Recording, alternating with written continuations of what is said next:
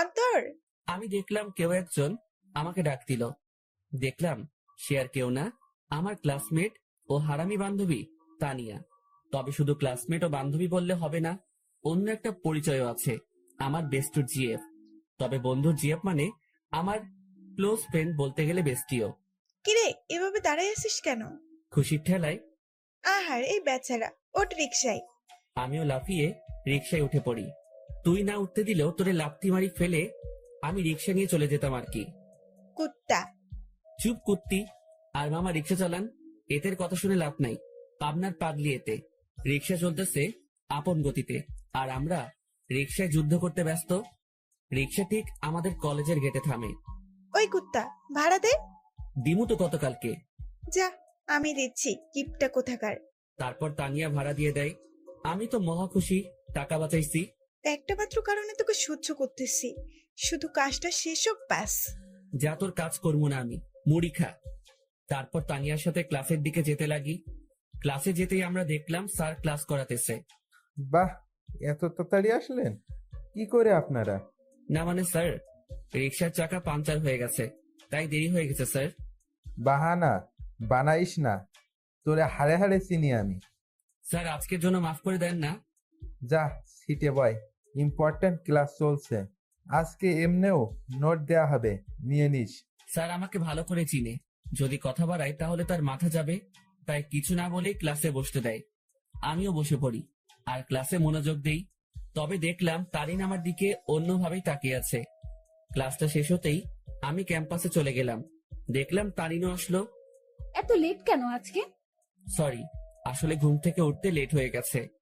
তানিয়ারও কি ঘুম থেকে উঠতে লেট হয়ে গেছে, নাকি সেও তোমার সাথে একত্রে আসলো? আরে সেটা তো আমি জানি না, তাকে জিজ্ঞাসা করো তুমি। আর তুমি তানিয়াকে নিয়ে কথা বলতেছো কেন? সে তো আমার ফ্রেন্ড হয়। তারিন আমার পাশে এসে বসে। দেখো অন্তর, আমি সত্যিই তোমাকে ভালোবাসি, আর তোমাকে হারাতে চাই না। প্লিজ আমাকে চিট করিও না। চিন্তা করিও না, আমি তোমার ভরসা ভাঙবো না। তাহলে বলো, তানিয়ার সাথে কিসের এত কথা তোমার? সময় হলে বুঝতে পারবা। এখন চলো ক্যান্টিনে চাই। চলো। আর কি বলবো তোমাকে? তোরাই যা, আমি তো আকাশ থেকে ভেসে আসছি। না রে শালা, তুই তো উগান্ডা থেকে আসছিস। দূর বেটা। তাহলে আমি বা কেন বাদ যাব? চলো চারজনেই ক্যান্টিনে গিয়ে নাস্তা করে নেই।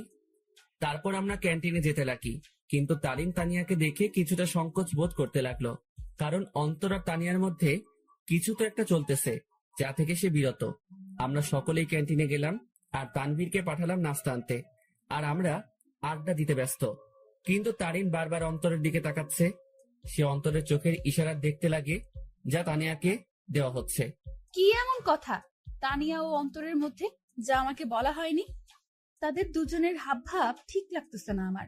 অনেকদিন ধরে তাদের আমি একটু ক্লোজ আসতে দেখলাম। কোনো অন্তর আমাকে ঠকাচ্ছে না তো? যেই করেই হোক, তাদের দুজনের মধ্যে কথাবার্তা গুলো আমাকে জানতে হবে। তানভীর নাস্তা নিয়ে আসে আর আমরাও মজা করে খেতে লাগি। নাস্তা খাওয়া শেষ করে আমরা ক্যাম্পাসে চলে যাই। আমি দেখলাম তারিন একটু অন্যমনস্ক হয়ে আছে। কি হয়েছে তোমার, এইভাবে অন্যমনস্ক হয়ে আছো কেন? কোনো সমস্যা? কিছুই না। আচ্ছা শোনো, চলো না একটু ঘুরে আসি। সরি, তানিয়ার সাথে একটু কাজ আছে আমার, কাল যাব। কেমন? আচ্ছা ঠিক আছে। অন্তর, আজকে আমাদের কি করার কথা ছিল? জানি, চলো। আচ্ছা এভরিবডি, ঠিক আছে, পরে কথা হবে। আমার আর অন্তরের একটা কাজ আছে। ঠিক আছে যাও। আর অন্তর সাবধান শালা। বেশি কথা বলবি তাহলে কিন্তু। আচ্ছা যা শালা মর্গা, আর তানিয়ার খেয়াল রাখবি। বাই। তারপর আমি আর তানিয়া বিদায় নিয়ে চলে গেলাম আমাদের কাছে। অন্যদিকে তানভীর, বল। অন্তরের তানিয়ার দিকে খেয়াল করছিস তুই? কি হয়েছে তাদের? তাদের হাবভাব দেখছিস তুই? দেখলাম তো, আমার থেকে তো কোনো কিছুই মনে হলো না। তোর থেকে মনে হবে কিভাবে? তোর বেস্ট বলে কথা। কিন্তু আমার থেকে তানিয়ার অন্তরের হাবভাব ঠিক লাগছে না।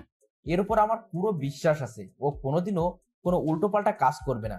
কিন্তু তানভীর, আমার না একটু তাদের হাবভাব থেকে সন্দেহ হচ্ছে। তুই নেগেটিভ ভাবে ভাবছিস বলে তোর এমনটা লাগতেছে, কিন্তু পজিটিভলি ভাব, তাহলে দেখবি সব ঠিক লাগবে। কিন্তু তারিনের মনে এখনো অন্তরের প্রতি সন্দেহ আছে, কারণ তারিনকে না বলে সে তানিয়ার সাথে খুব ক্লোজলি ভাবে কথা বলতেছে। এইদিকে আমি আর তানিয়া শপিং মলে চলে আসলাম। আসলে আমাদের কিছু কেনাকাটা করতে হবে, তাই। তো কি কি কিনবি বল? লিস্ট ফুল, রেডি করেই আনছি। তাহলে শুরু করে দে। আমরা আমাদের লিস্ট অনুযায়ী শপিং করতে ব্যস্ত।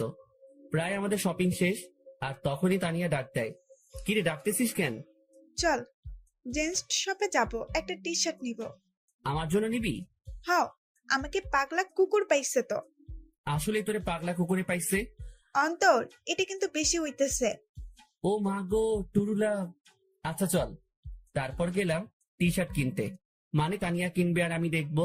কি কালার পছন্দ তানভীরের? আমি আর তানভীর প্রায় সেম কালার পছন্দ করি। বুঝছি, হাই রে চয়েস রে। তারপর তানিয়া ঘুরে ঘুরে দেখতে লাগলো, আর কয়েকটা টি শার্ট নিয়ে আমার কাছে আসে। দেখ, এখান থেকে দুইটা সিলেক্ট করে দে। আমিও দুইটা টি শার্ট সিলেক্ট করে দেই, আর সেও কিনে নেয়। চল, খিদা লাগছে, কিছু খাওয়াবি? চুপচাপ বাসায় গিয়ে খেয়ে নিস। এমনিও টাকা আছে কিনা জানি না। চুপ কিপটা, তোর জন্যই তো আমি শপিং মলে আসছি, আর তোর জন্যই তো শপিং করলাম। এখন কিপটেমি করিস না, চল রেস্টুরেন্টে। আমি তো শপিং এ টাকা খরচ করলাম, তুই তো শুধু তানভীরের জন্য টি শার্ট নিলি। ওলে বাবারে, টাকা তোর একা যায় নাই, তোর শপিং এ আমি তানভীরের টাকাও আছে। আর এটা তো তোর জানের জন্য করতেছি আমরা। এখন কিপটামি না করে চল তো। বাবা গো, চল বুঝছি, 1 টাকাও বাসায় নিতে দিবি না। তারপর আমরা রেস্টুরেন্টে গেলাম। সেখানে গিয়ে আমরা বসে পড়লাম, আর তখনই তানভীর ফোন দেয়। হ্যালো, কে? শপিং হয়েছে মামা, নাকি আরো বাকি আছে? শপিং শেষ, শুধু লাস্ট জিনিসটা আনলেই সব কমপ্লিট। সেটা আমি আনবো তো সময় মতো, তুই চিন্তা করিস না। আচ্ছা, তারিন কি চলে গেছে? তবে মামা, তোকে আর তানিয়াকে সন্দেহের নজরে দেখতেছে। বলতেছে তোর আর তানিয়ার মধ্যে নাকি কিছু চলতেছে। হ, তাও তার জন্যই। তো কি করিস? আমি কি করবো? যা করার তোর তানিয়া করতেছে। আমারে লুটতেছে রে মামা। আজ যদি তানিয়ার সাথে ব্রেকআপ করতি, তাহলে এই দিন দেখতে হতো না আমার। সমস্যা নাই, তানভীর যদি আমাকে ছেড়ে দেয়, আমিও তোর গলায় পড়বো আর কি। যা লুট হ। আচ্ছা, খাওয়া দাওয়া করে নিয়ে জিনিস সহ তানিয়াকে বাড়ি দিয়ে আসিস। ভাই, তুই এসে নিয়ে যা না। সাথে সাথে তানিয়া আমার থেকে ফোন কেড়ে নিল, আর শুরু করে দিল তাদের প্রেমালাপ। আর আমি বেচারা আমারটার জন্য মরতেছি। তানিয়া তানভীরের কথা শেষ, আর আমাদেরও খাবার চলে আসে। অন্যদিকে তারিন ও তার কিছু বান্ধবীদের নিয়ে একই রেস্টুরেন্টে আসে, যেখানে অন্তর ও তানিয়া উপস্থিত। তারিন, দেখ তো, এটা অন্তর ভাইয়া না? তারিন অন্তরকে তানিয়ার সাথে দেখে প্রায় অবাক হয়ে গেল। তারিন দেখতে লাগলো তানিয়া আর অন্তর হেসে হেসে কথা বলতেছে আর খাবার খাচ্ছে। তারিন তার মোবাইলটা বের করে অন্তরকে কল দেওয়ার জন্য। এইদিকে আমি জানি না প্ল্যান সাকসেস হবে কিনা, তবে আমি আমার কলিজাটাকে খুশি দেখতে চাই। আমরা তো সেটাই চেষ্টা করতেছি অন্তর, তুই চিন্তা করিস না।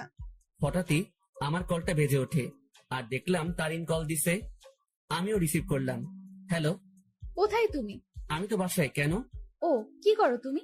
এই তো আছি। আর কি, মোবাইল নিয়ে। তুমি কি করো? আমিও মোবাইল নিয়ে ব্যস্ত। আচ্ছা, পরে কথা বলি, কেউ রুমের দিকে আসতেছে। Okay bye. তারপর কেটে দিল। কি বলে সে? আমি কোথায় কি করি এইসব? বাদ দে, তাড়াতাড়ি খাবার খেয়ে নে। অন্যদিকে তারিন অন্তরের মিথ্যা কথা শুনে মুখ চেপে কান্না করতে করতে বেরিয়ে যায়, সাথে তার বান্ধবীরাও। ও কেন আমার সাথে এত বড় প্রতারণা করলো? যদি আমাকে ভালো না বেসে থাকে, তাহলে কেন আমার ফিলিংস নিয়ে এইভাবে খেলা করলো সে?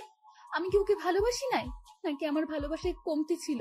না, এর জবাব ওকে দিতেই হবে। তারিন কোনো মতে তার চোখের পানি ধরে রেখে বাড়ি চলে যায়।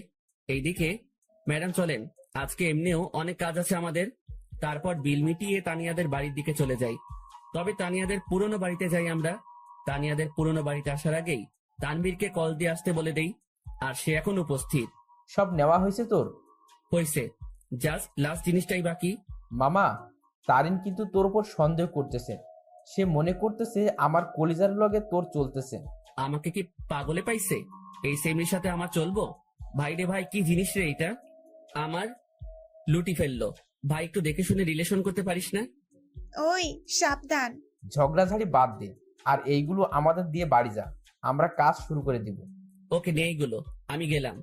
তারপর তাদের জিনিসপত্রগুলো দিয়ে আমিও বাড়ি চলে গেলাম। কই ছিলি তুই?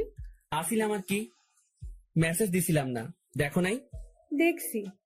যা রুমে, আমি তোর জন্য চা আনতেছি।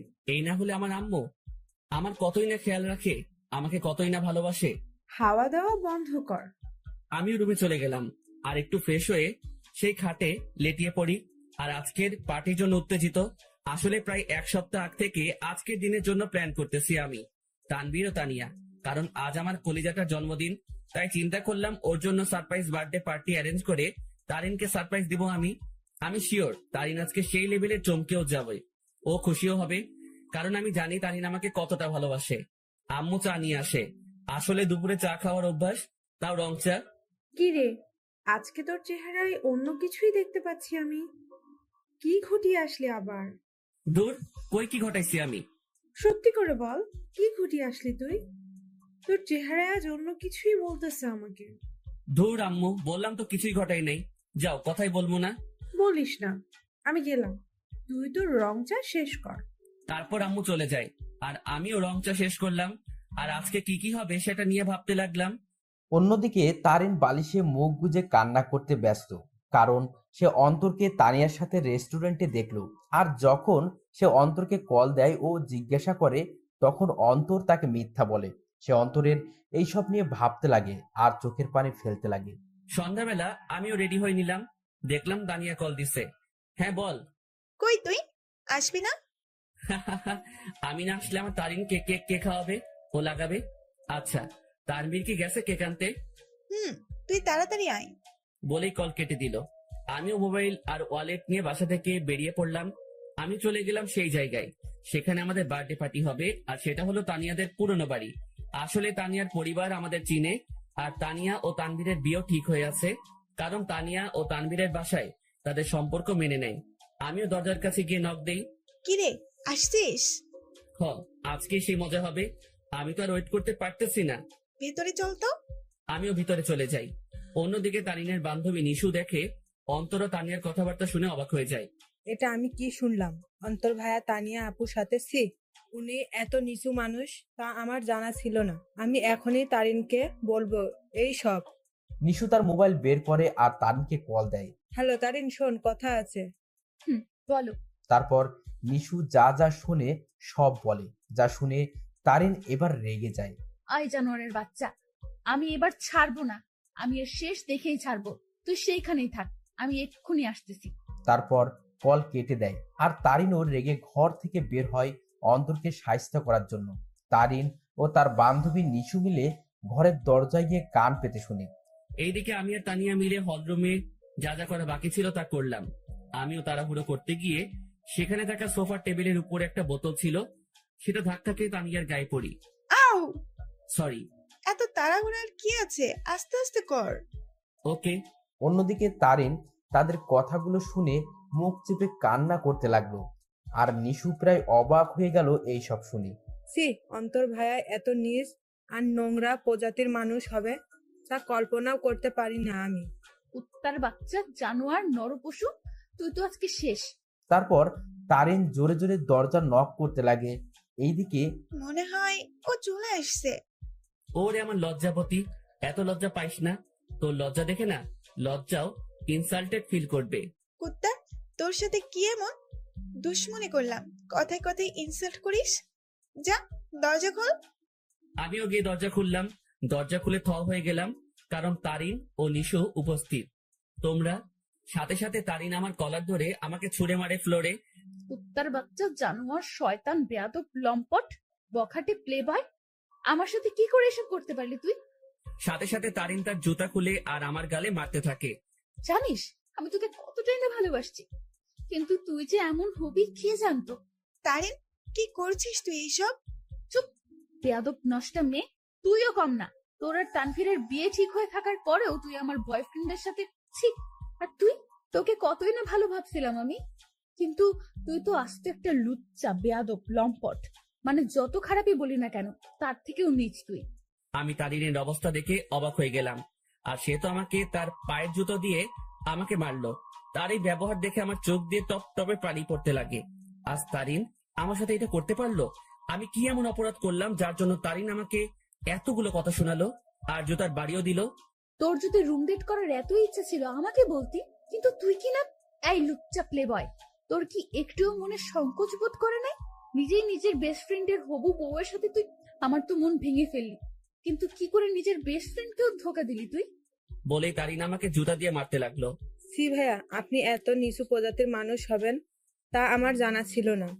আপনি জানেন তারিন সবসময় আপনাকে নিয়ে কথা বলতো, সবসময় আপনাকে নিয়ে কতই না স্বপ্ন ছিল তার, কিন্তু আপনি কি না।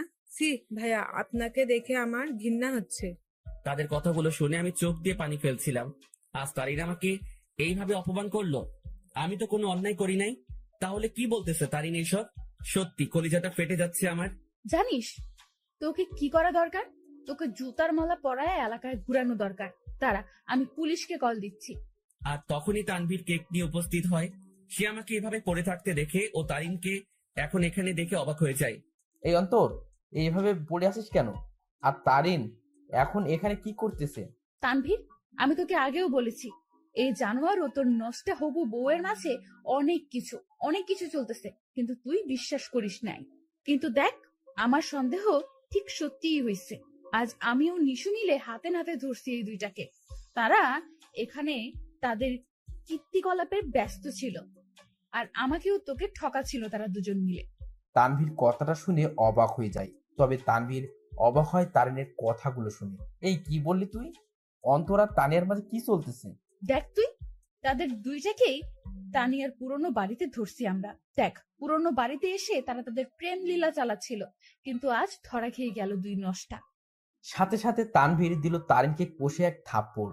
থাপ্পড় খেয়ে তারিন ফ্লোরে পড়ে যায়। দেখলাম তানভীর রেগে আছে। আমিও উঠে তানভীরকে ধরি। অন্তর, ছাড় আমাকে। এই মেয়ে কাকে কি বলতেছে?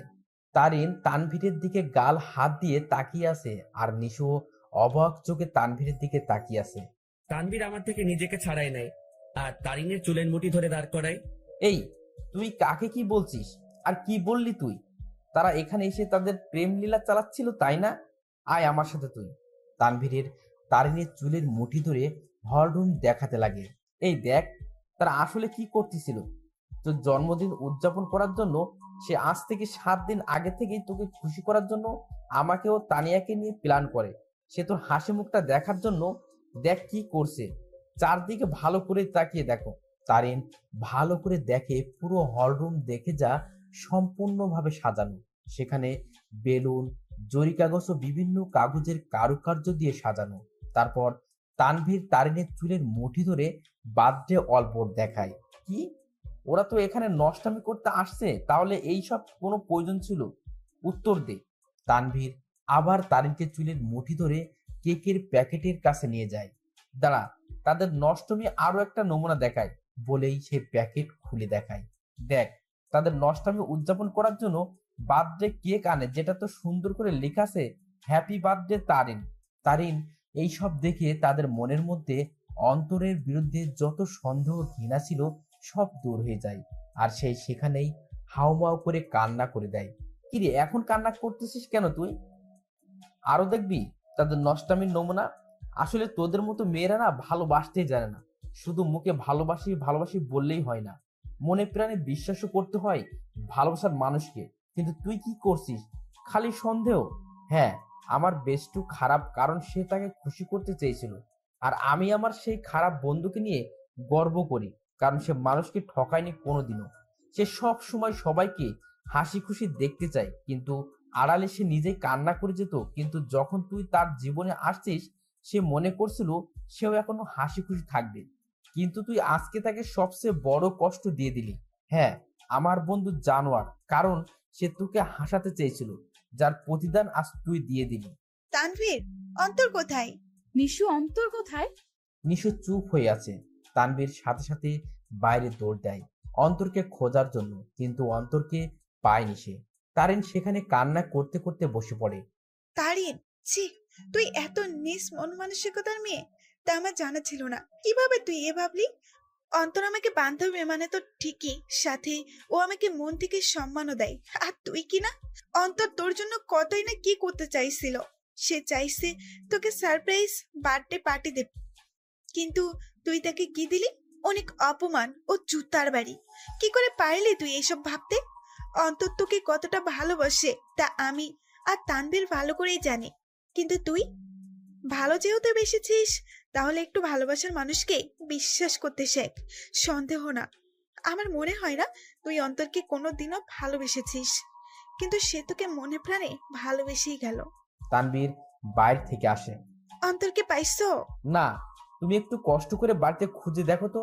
আর এই, তুই বের হ বাড়ি থেকে। তানভীর তারিনকে টেনে বাড়ি থেকে বের করে দেয়, সাথে নিশিও বেরিয়ে যায়। আর তানভীর ও তানিয়া মিলে পুরো বাড়ি খুঁজে দেখে, কিন্তু অন্তরকে খুঁজে পেল না। তারিন বাইরের রাস্তায় বসে বসে হাওমাও করে কান্না করতে লাগে। সে আজ তার সন্দেহের জন্য তার অতি প্রিয় একটা জিনিসের কাছে ঘৃণার পাত্র হয়ে গেল। কি করে আমার মাথায় এসব আসলো? কেন আমি অন্তরকে সন্দেহ করলাম? যে আমাকে বলেছিল আমাকে কোনোদিন ঠকাবে না, কিন্তু আমি তাকে বিশ্বাস না করে তাকে অনেক কথা শোনালাম, খুব জুতার বাড়ি দিলাম। ছেলেটা তো আমাকে হাসি খুশি রাখতে চেয়েছিল, কিন্তু আমিই ওকে কাঁদিয়ে দিলাম। বলে সে আরো কান্নায় ভেঙে পড়ে। এইদিকে আমি মেইন রোডে চলে আসলাম। আজ আমাকে আমার ভালোবাসা ভালোই একটা শিক্ষা দিল, আর বুঝিয়ে দিল আমি তার মনে কোনোদিনও জায়গা করে নিতে পারলাম না। আমি তার মনে বিশ্বাস জোগাতে পারলাম না। হয়তো আমারই ভুল ছিল, আগে তার মনে বিশ্বাস জোগানোটা দরকার ছিল। পরে না হয় তার জন্য কোনো কিছু করতাম। হয়তো আমার ভালোবাসায় কমতি ছিল, যার পরিণাম জুতার বাড়ি পেলাম। না, আর কোনোদিনও কাউকে ভালোবাসবো না, আর মনে আঘাত চাই না। আমি তারিনকে পেয়ে মনে করেছিলাম আমার দুঃখ কষ্ট ওর সাথে শেয়ার করব। মনে করলাম ও আমাকে বুঝবে, কিন্তু আমি ভুল ছিলাম। থাক, আর কাউকে ভালোবাসার প্রয়োজন নেই, আমি একাই ঠিক আছি।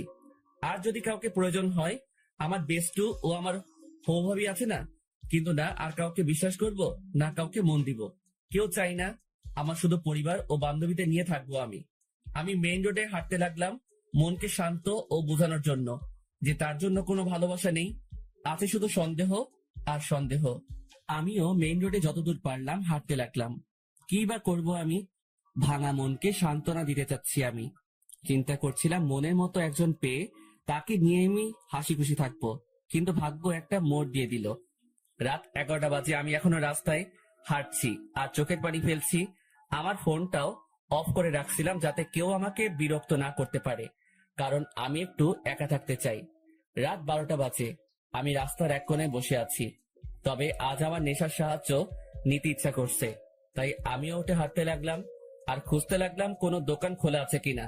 আমি দেখলাম একটা টঙের দোকান খোলা, তাই আমিও চলে গেলাম। কি চাই মামা? আমি সংকোচ বোধ করতে লাগলাম, কারণ আমি আজ পর্যন্ত কোনো দিনও কোনো দোকানে গিয়ে সিগারেট চাই নাই। আরে ভাই, বলবেন তো কি লাগবে?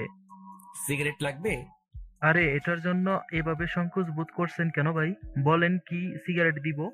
আমি বেশিরভাগই ডার্বি, ব্যানসন ও গোল্ডলিপের কথা শুনেছিলাম, তাই চিন্তা করলাম তিনটাই নিয়ে নেই।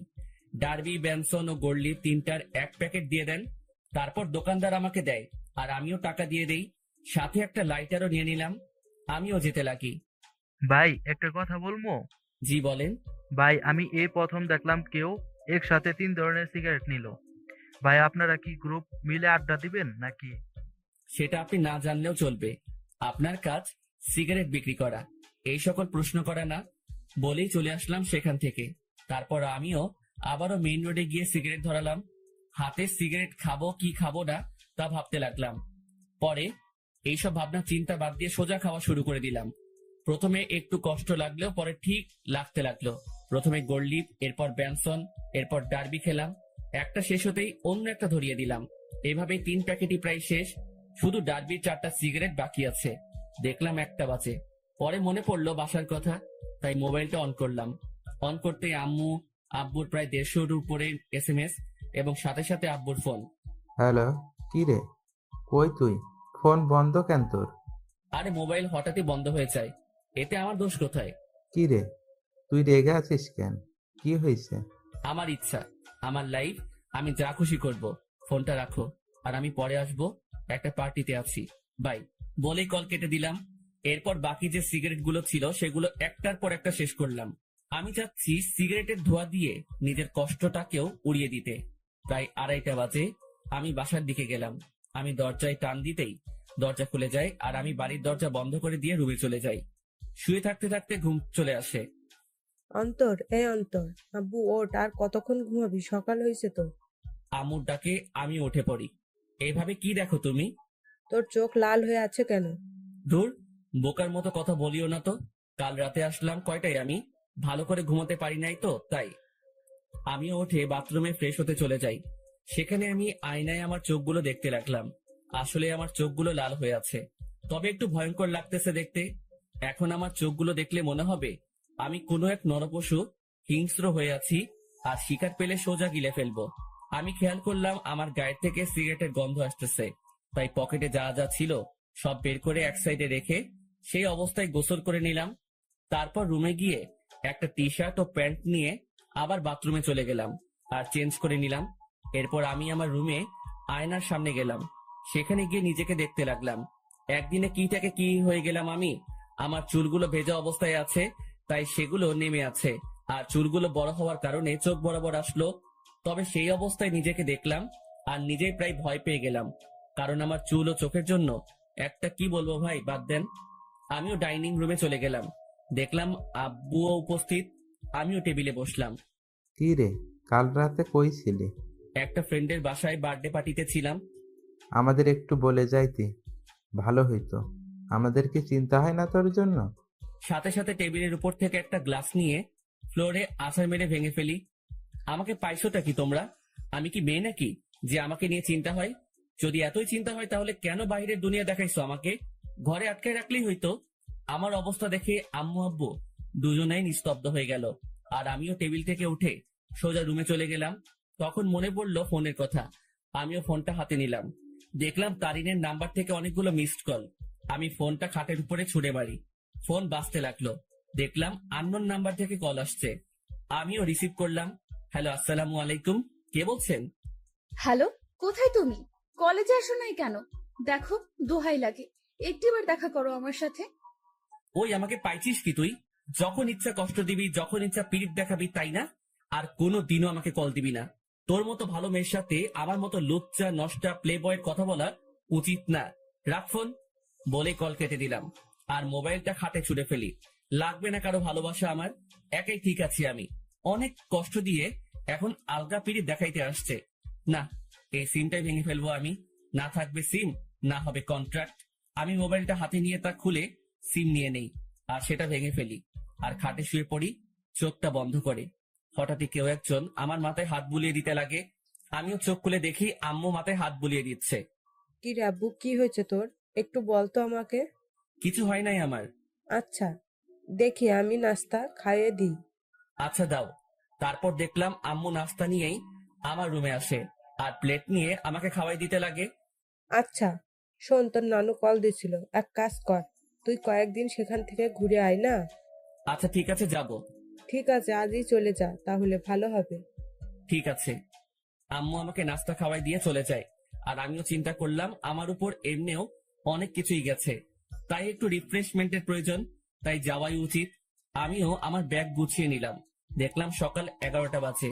আমি ব্যাগ নিয়ে রুম থেকে বেরিয়ে পড়লাম। আম্মু আব্বুর থেকে বিদায় নিয়ে আমি চলে গেলাম বাস স্টেশনে। আমিও টিকিট কাউন্টারে যেতেই শক খেয়ে গেলাম। কি রে, এখন কোথায় যাস? আমি কি বলবো বুঝতে পারতেছি না, কারণ আমার সামনে তানভীর দাঁড়িয়ে আছে। শালা তুই তুই এখানে কি করতেছিস? শালা আমাকে একা করে কই যাচ্ছিস? আর ফোন বন্ধ কেন তোর? এমনি। এখন তুই এখানে কেন? আর কই যাচ্ছিস তুই? যাইতেছি আর কি, বেস্টুর নানার বাড়ি। মানে? মানে আমি তুই একই জায়গায় যাচ্ছি মামা। এবার কথা বলিস না, টিকিট নে। আমি আর কোনো কথা না বলে টিকিট নিতে গেলাম, কিন্তু প্রশ্ন হলো এই হারামি কি করে জানলো আমি যে এলাকা ছাড়তেছি? জি, 2টা টিকিট দেন তো জায়গার জন্য। নিয়ে নে, পরের বাস দেরি আছে। ঠিক আছে, দেন তাহলে। আমি 2টা টিকিট নিয়ে নিলাম, কিন্তু আমরা দুজন দু প্রান্তে বসতে হবে। আমরা বাসে উঠলাম। আমি শুধু একটা ব্যাগ নিয়ে আসলাম, যেটাতে কিছু জামা কাপড় ও আমার কিছু প্রয়োজনীয় জিনিস আছে। আমি আবার সিটে বসলাম। যাক ভালোই, আমাকে জানালার পাশ দেওয়া হয়েছে। এবার প্রকৃতি উপভোগ করতে করতে নানার বাড়ি যাওয়া যাবে। আমি দেখলাম তানবীর, আমি যে শাড়িতে বসলাম সে আমার বাম পাশে শাড়ির আমার সিট বরাবর 3 সিট পর তার সিট। আমি সিটে বসে আছি আর বাস ছাড়ার অপেক্ষা করতেছি। আমি জানালা দিয়ে বাহিরে দেখতে লাগি। এক্সকিউজ মি, এটা আমার সিট, আমি কি এখানে বসতে পারি? আমি কথা শুনে সাথে সাথে তাকালাম। দেখলাম একটা কালো বোরকা পরা একটা মেয়ে এই কথা বলল। কোনটা আপনার সিট? জি, আপনার পাশের সিট আমার। আমি কি এখানে বসতে পারি? পড়ে গেলাম মুসিবতে। আমি কিনা সিট পেলাম, তাও একটা মেয়ের পাশের সিট। হয়তো অনেক ছেলে এই জিনিসটাকে তাদের জন্য সৌভাগ্য মনে করে, কিন্তু আমার জন্য এইসব দুর্ভাগ্য। কারণ আমি অন্য ছেলেগুলোর মতো মেয়ে পাগল না। তবে হ্যাঁ, একজনকে নিয়ে স্বপ্ন দেখেছিলাম, কিন্তু থাক, সে অতীতকে মনে না করাই ভালো। সেটা জাস্ট আমার জন্য একটা দুঃস্বপ্ন ছিল। এই যে মিস্টার, এখন কি বসতে দিবেন? আজব তো, আপনার সিট আপনি বসবেন, এটা নিয়ে তো মাথা খাওয়ার কি আছে? বসেন আপনার সিটে। তারপর মেয়েটা আমার পাশের সিটে বসে পড়ে। তবে আমার একটু আনইজি লাগতেছে। আমি তানভীরকে দেখতে লাগলাম। তানভীরের সাথেও একটা বোরকা পরা মেয়ে বসছে, আর সে তো পিড়িতিরে আলাপ করতে ব্যস্ত। আপু, একটা কথা বলি, কিছু মনে করিয়েন না। আপনি যদি আমার বন্ধুর সিটে গিয়ে বসতেন তাহলে একটু ভালো হতো। সরি, পারবো না। আমি আমার সিট ছাড়া অন্য কোথাও বসি না, এটা সম্ভব না। বাপরে বাপ, কি জিনিস রে ভাই! একটা ছেলে পাশে বসছে, আমি ছেলে হয়েও তার জন্য একটু সুবিধার জন্য কথা বললাম, আর সেই কিনা গাড়ি স্টার্ট করলো। গাড়ি চলতে লাগলো আপন শক্তিতে, আর আমিও জানালার বাইরে তাকিয়ে প্রকৃতি উপভোগ করতে ব্যস্ত। আচ্ছা, যদি কিছু মনে না করেন, আমাকে কি জানালার সিটটা দিবেন? আমি এই দেওয়া নেওয়া বন্ধ করে দিছি। যেটা নিজের সেটাকে নিয়েই থাকি, আর আমার জানালার সিট পড়ছে, তাই আমি এখানে থাকবো। দিবেন না ভালো কথা, এত অ্যাটিটিউড দেখাচ্ছেন কেন? আমার অ্যাটিটিউড বেশি, তাই দেখাচ্ছি। নাও প্লিজ সাইলেন্ট। কিছুক্ষণ নীরবভাবে বসে বসে বাহিরের প্রকৃতি দেখতে লাগলাম, আর প্রকৃতির বাজেও হারিয়ে যেতে লাগি। আর তখনই তারিনের মিষ্টি হাসিটি মনে চলে আসলো। সাথে সাথে আমি প্রকৃতি থেকে আমার মনোযোগ সরিয়ে নিলাম। কি হলো, শখ খেলেন নাকি? আমি কিছুই না বলে আমার পকেট থেকে মোবাইল আর ইয়ারফোনটা বের করে কানে লাগিয়ে দিলাম, আর গান শুনতে লাগলাম। কিছুক্ষণ গানের মধ্যে মগ্ন ছিলাম আমি, আর তখনই পাশ থেকে খোঁচা দেয়। সমস্যা কি? গান শুনছিলেন? না তো, ব্যাডমিন্টন খেলছিলাম। এত রাগ আর কি আছে?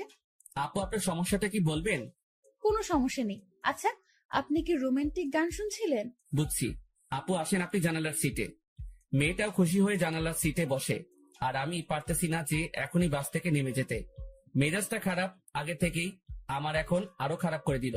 আমি তানবীরকে দেখলাম শালা মেয়ের সাথে প্রীতির আলাপ করতেছে। হয়তো শালা ভুলেই গেছে তার বিয়েও ঠিক হয়ে আছে। আমি তানভীরকে ডাক দিলাম। তানভীর সিট থেকে আসে, কোনো মতে দাঁড়ায়। মেয়ে পেয়ে তো ভালোই কাজ চালাচ্ছিস, শালা ভুলে গেছিস তোর বিয়ে ঠিক হয়ে আছে? নাকি তানিয়ারে কল দিয়ে বলমু? আরে দোস্ত, মেয়েটা অনেক ফ্রেন্ডলি বিহেভ করে ভাই, অনেক হাসি আড্ডাও করে, তাই আর কি একটু। আমিও তানিয়ারে কল দিয়ে একটু। না না, কল দিস না দোস্ত, না হলে সব শেষ হয়ে যাবে বেটা। হোক শালা, সব শেষ। তোর পাশেও তো একটা মেয়ে, তার সাথে তুইও ফ্ল্যাট কর, কে বারণ করলো তোরে? সেটাই তো সমস্যা। এক কাজ কর, তোর পাশের মেয়েটাকে এখানে পাঠাই দে কষ্ট করে, না হলে। এই যে মিস্টার, মেয়েদের পাশে বসলে সমস্যা কোথায়? এলার্জি আছে আমার। এবার কথা বলিয়ে না, একদম চুপ থাকেন। আচ্ছা দোস্ত, আমি পাঠাচ্ছি। তারপর তানভীর চলে গেল, আর তানভীরের পাশের মেয়েটা আসে। আমি ওনাকে সিটটা দিয়ে আমি তানভীরের পাশে বসে পড়ি, আর সেখানে কানে ইয়ারফোন লাগিয়ে গান শুনতে লাগি। বাস বিরতির জন্য থামলো। তানভীর, চল একটু ফ্রেশ হয়ে নেই, আর কিছু খেয়ে নেই। চল। তারপর আমরা বাস থেকে নামলাম, আর একটু হালকা হয়ে নিলাম। তারপর দুজনেই খাবার খেয়ে নিলাম। তবে টেবিল থেকে উঠতেই ঠিক আমার পিছন বরাবর টেবিলে সেই দুইটা মেয়ে উপস্থিত। আমি তাদের দেখেও না দেখার ভান করে চলে গেলাম হাত ধুতে। তারপর হাত ধোয়া আমি তানভীরের কাছে গেলাম। তুই খা, আমি বিল দিয়ে দেই। না, বিল দিস না, আমি দিব। তুই কেন দিবি? তুই আমার সাথে আসছিস, তাই তোর বিল আমি দিব। মামা, বেইমানি হবে কিন্তু। যা যা, তুই দে। এমনিও কিপটা তুই, দে শালা। তারপর তানভীর খেয়ে বিল দিল, আর কিছু খাবার নিয়ে নিল। আমরা বাসে উঠে যাই, আর আমাদের আসার পরেই সেই মেয়ে দুইটাও আসে। কিছুক্ষণ পরে বাসটা ছেড়ে দেয়, আর আমিও কানে ইয়ারফোন দিয়ে গান শুনতে লাগি। প্রায় 2.5 ঘন্টা পরে আমরা আমাদের গন্তব্যে পৌঁছে যাই। আমরা বাস থেকে নামি আমাদের ব্যাগ নিয়ে। কিছুক্ষণ পরেও দেখলাম সেই মেয়েগুলো। আমি তাদের দেখেও না দেখার ভান করে আমি মোবাইলটা বের করলাম, আর মামাকে ফোন দিলাম। হ্যালো মামা, কই তুমি? আরে, আমি সিএনজি স্টেশনের সামনে। পরে আমি মামাকে দেখলাম আর কলটা কেটে দিয়ে আর তানভীরকে নিয়ে মামার কাছে চলে গেলাম। মামা আমাকে দেখে জড়িয়ে ধরে। কেমন আছিস অন্তর? ভালোই আছি। তোমাকে কয়বার বললাম আমার জন্য গ্রামের একটা সুন্দরী খুঁজতে, যাতে বিয়ে করতে পারি? বজ্জাত, এখনো ফাজলামি যায় নাই, তাই না? কেমনে যাবে? মুই লেজেন্ডারি ফাজিল। আর মামা, এ হলো আমার বেস্ট, যার কথা তোমাকে বলতাম। কেমন আছো তানভীর? তোমার কথা আমাকে এই ফাজিলটা প্রায় সময় বলে থাকে। জি ভালো, আপনি কেমন আছেন? ভালো, আচ্ছা তোরা চল আমার সাথে। তারপর মামা একটা সিএনজি ভাড়া করে, কিন্তু মামা কাকে যেন খুঁজতে লাগলো। কাকে খুঁজো মামা? আরে আরো দুজন আসবে, আব্বু বলছিল। কি অবস্থা তার শরীরের? ভালোই আছে আব্বু। আর আব্বু বলছিল তার নাকি কোনো বন্ধুর দুইটা নাতনিও আসবে, তাদেরও নিয়ে যেতে বলল। ও আচ্ছা। তার কিছুক্ষণ পর মামা কাকে দেখে যেন চলে যায় আমাদের সিএনজির কাছে রেখে। আর কিছুক্ষণ পরে মামার সাথে দুইটা মেয়ে আসে। তাদের দেখে আমি অবাক হয়ে গেলাম, কারণ এরা হলো সেই মেয়েগুলো যেগুলো আমাদের সাথে বসেছিল। আমি অবাক চোখে দেখতে লাগলাম। তোরা ওঠ, আমি বাইকে যাই। মামা বাইক আনছো? কেন? মামা তুমি সিএনজি করে চলে যাও, আমি বাইক নিয়ে আসতেছি। ভুলেও না। প্লিজ মামা, অনেকদিন পরে বাইক পাইলাম। কাল চালাস। আর কিছু বললাম না, কারণ মামার সাথে কথা বাড়ায় লাভ নাই। আমি আর তানবীর সিএনজিতে উঠে পড়ি, আর পিছে সেই দুইটা মেয়েই মজা করে বসে পড়ে। তারপর সিএনজি চলতে লাগে তার আপন গতিতে। আমিও গ্রামের পরিবেশ উপভোগ করতে করতে যেতে লাগি। মামা তার বাইক নিয়ে চলে যায়। আমরা আমার নানার বাড়ি পৌঁছে যাই। আমি দেখলাম নানা ভাই দরজায় দাঁড়ায় আছে। আমি নানা ভাইয়ের কাছে গেলাম আর নানা ভাইকে সালাম করলাম। নানা ভাই, কেমন আছিস? তারপর নানা ভাই আমাকে জড়িয়ে ধরে। আমি তো ভালোই আছি, তবে তোমার খবর জিজ্ঞাসা করবো না, কারণ তোমাকে দেখে পাওয়ারফুল মানুষ মনে হচ্ছে। কি মনে করিস? আমার অনেক শক্তি বলে তো 80 বছরে বেঁচে আছি। কিন্তু নানা ভাই, আমি তো শুনছি ভালো মানুষ তাড়াতাড়ি মরে, আর শয়তান নাকি অনেক বছর বাঁচে। চুপ বেটা, ভিতরে যা। আমারে ধমকায় লাভ নাই নানা ভাই। তারপর তানভীরকে আমার কাছে ডাক দিলাম। নানা ভাই, আমার বন্ধু তানভীর, ও আমার সাথে আসছে। আসসালামু আলাইকুম। ওয়ালাইকুম আসসালাম। আমার বজ্জাত নাতিটা আমাকে নানা ভাইকে ডাকে, তুমিও আমাকে নানা ভাই ডাকতে পারো। জি আচ্ছা। মানে অন্তর তোর বন্ধুকে তাদের রুম দেখিয়ে দে। আচ্ছা আব্বু, তোরা আয় আমার সাথে। আমরা দুজন মামার সাথে যেতে লাগি। আসলে নানাদের বাড়িটা বলতে গেলে বড় একতলা বিল্ডিং, যেটা একটু বড় করে বানানো হয়। মামা আমাদের একটা রুমে নিয়ে যায়। এটা তোদের রুম। আর তানভীর, তুমি আমাকে মামা ডাকতে পারো, অন্তর যেমনটা ডাকে আর কি। মামা না, এখন থেকে মামু ডাক মনে। আস্তে আস্তে শুরু করে দিলে। দাঁড়া, তোরে বিয়েটা করায়ে দিয়ে তোর বউয়ের হাতে তোরে শায়েস্তা করবো আমি। আগে নিজের গদি সামলাও। লাস্ট টাইম মামিকে দিয়ে কি করছিলাম মনে আছে নাকি? এবার আগের বারের থেকেও ডাবল হবে। তোরা ফ্রেশ হয়ে হল রুমে আয়, আমি গেলাম। কিরে ভাই, তুই তোর মামারে থ্রেট দিস? হ, আরে বেটা, আসলে আমাদের পরিবারটা একদম ফ্রেন্ডলি, তাই সবার সাথে হাসি মজা করেই থাকি। তোর মতো আমি একটা পরিবার পাইলে হইতো। আমার পরিবার মানে তোর পরিবার বেটা। এখন কথা না বলে ফ্রেশ হয়ে নে। তারপর তানভীর ফ্রেশ হয়ে নিল। এরপর আমিও ফ্রেশ হয়ে নেই, আর দুজনেই হল রুমে যাই। সেখানে আমার মামাতো ভাই শান্ত বসে বসে মামা ও নানা ভাইয়ের সাথে কথা বলতেছে। কিরে শান্ত, কি অবস্থা তোর? শান্ত আমাকে দেখে আমার কাছে চলে আসে। সে 9-এ পড়ে। অন্তর ভাইয়া, কি খবর তোমার? কেমন আছো? ভালো আছি, কিন্তু তোর থেকে আমি এটা আশা করিনি। আমি আবার কি করলাম? তুই নাকি গোপনে বিয়ে করে ফেলছিস। দূর ভাইয়া, কি বলো এইসব তুমি? আমার কথা একটু ভাবলি না? আমি তোর থেকে কত বড়, অথচ বিয়ের দিক দিয়ে ছোট বানাই দিলি। কেমনে পারলি এটা করতে তুই? তোর তো বলছিলাম আমার জন্য মেয়ে খুঁজতে, আর তুই কি না, কাজটা ভালো করিস নাই তুই। দূর ভাইয়া, কে বলেছে তোমারে আমি বিয়ে করছি? আমার বিয়ের বয়স হয়েছে নাকি? আজকালকার পোলাপানগুলো বিশ্বাস নাই, বড় ভাইরে রেখে তারাই গোপনে কাজ সেরে ফেলে। আল্লাহ কোন যুগে আনলা তুমি আমারে। তোদের কথাবার্তা শেষ হলে নাস্তা কর। ও মামি, তোমার জামাই আমাকে বাস স্টেশনে মারছে। নাউজুবিল্লাহ, কিরে বেটা, আমি তোরে কই মারলাম? এই, তুমি অন্তরের গায়ে হাত দিছ? অন্তর আসতে না আসতেই কি মামারে এভাবে মারবি নাকি? তোর জ্বালায় আর বাঁচবো না আমি। আব্বুরে আগেই বলছিলাম এই শয়তানটা যদি আসে আগেই আমাকে বলে দিতে, যাতে বনবাসে ভাগতে পারে। মামার কথা শুনে সবাই হেসে দিল। নানা ভাই, নানু কই? কি আমার উপর ডাক নাকি নানু? তার আদরের ছেলেরে কষ্ট দিবি, আর সেই মনে হয় তোরে এমনি এমনি ছাড়ি দিব? কিছু মনে হয় বলতে হবে। তো নানু তার রুমে, আসলে শরীর একটু অসুস্থ তো, তাই রুম থেকে কম বের হয়। আচ্ছা, তাহলে আমি দেখা করে আসি। তারপর আমি নানু রুমের দিকে যেতে লাগি। নানু রুমের দিকে যেতেই আমি কিছু কথাবার্তা শুনতে পেলাম। নানু, আমি অনেক বড় ভুল করে ফেলেছি নানু। এখন ও আমাকে দুই চোখেই দেখতে পারে না। তুমি চিন্তা করিও না, আমাকে নানু ডাকছো না, আমি সব সামলে নিব, তুমি কান্না থামাও। আমি বুঝতে পারলাম নানুর রুমে অন্য কোনো মহিলা বা মেয়ে আছে, তবুও এটা ফ্যাক্ট না আমার জন্য। আমি যেহেতু আসছি তাই দেখা করবই, কারণ নানু আমাকে ইগনোর করবে না। তার কাছে আমি আগে, বাকি সবাই পরে। নানু, দরজা খুলে যায়। আর দেখলাম নানু দরজা খুলে নানু আমাকে জড়িয়ে ধরে। কেমন আছো নানু? ভালো, তুই কেমন আছিস? আমি তো ভালোই। আয় ভিতরে আয়। আমি নানুর সাথে ভিতরে গেলাম। আমি ভিতরে যেতে দেখলাম আমাদের সাথে বোরকা পরা যে দুইটা মেয়ে আসছিল তারা রুমে উপস্থিত। নানু ভাই, বয় তুই। বোরকা পরা দুটো মেয়ে বলল, আচ্ছা নানু, আমরা যাই, পরে কথা বলবো আপনার সাথে। ঠিক আছে, যাও, আর চিন্তা করিও না, আমি সামলে নেব, কান্না করিও না, কেমন? তারপর রুমে থাকা দুইটা মেয়েই চলে যায়। নানু মেয়েগুলোকে আর কান্নাকাটি করতেছিল কেন? আর বলিস না, একটু পারিবারিক সমস্যা, তাই আর কি। তো নানু ভাই, অবশেষে তোকে দেখলাম আমি, এবার শান্তিতেই মরতে পারবো আমি। নানু, কি উল্টাপাল্টা কথা বলো তুমি? এই সব বলা বাদ দাও তো। আচ্ছা নানু ভাই, বাদ দিলাম, এখন এটা বল, কেমন আছিস? আমি তো ভালোই আছি। তা তো দেখতে পারতেছি, মনে অনেক কষ্ট নিয়ে সকলের সামনে ভালো আছিস দেখছি। মানে? কিছু না, বাদ দে। আমি নানুর সাথে নানুর রুমেই অনেকক্ষণ যাবত কথা বলি।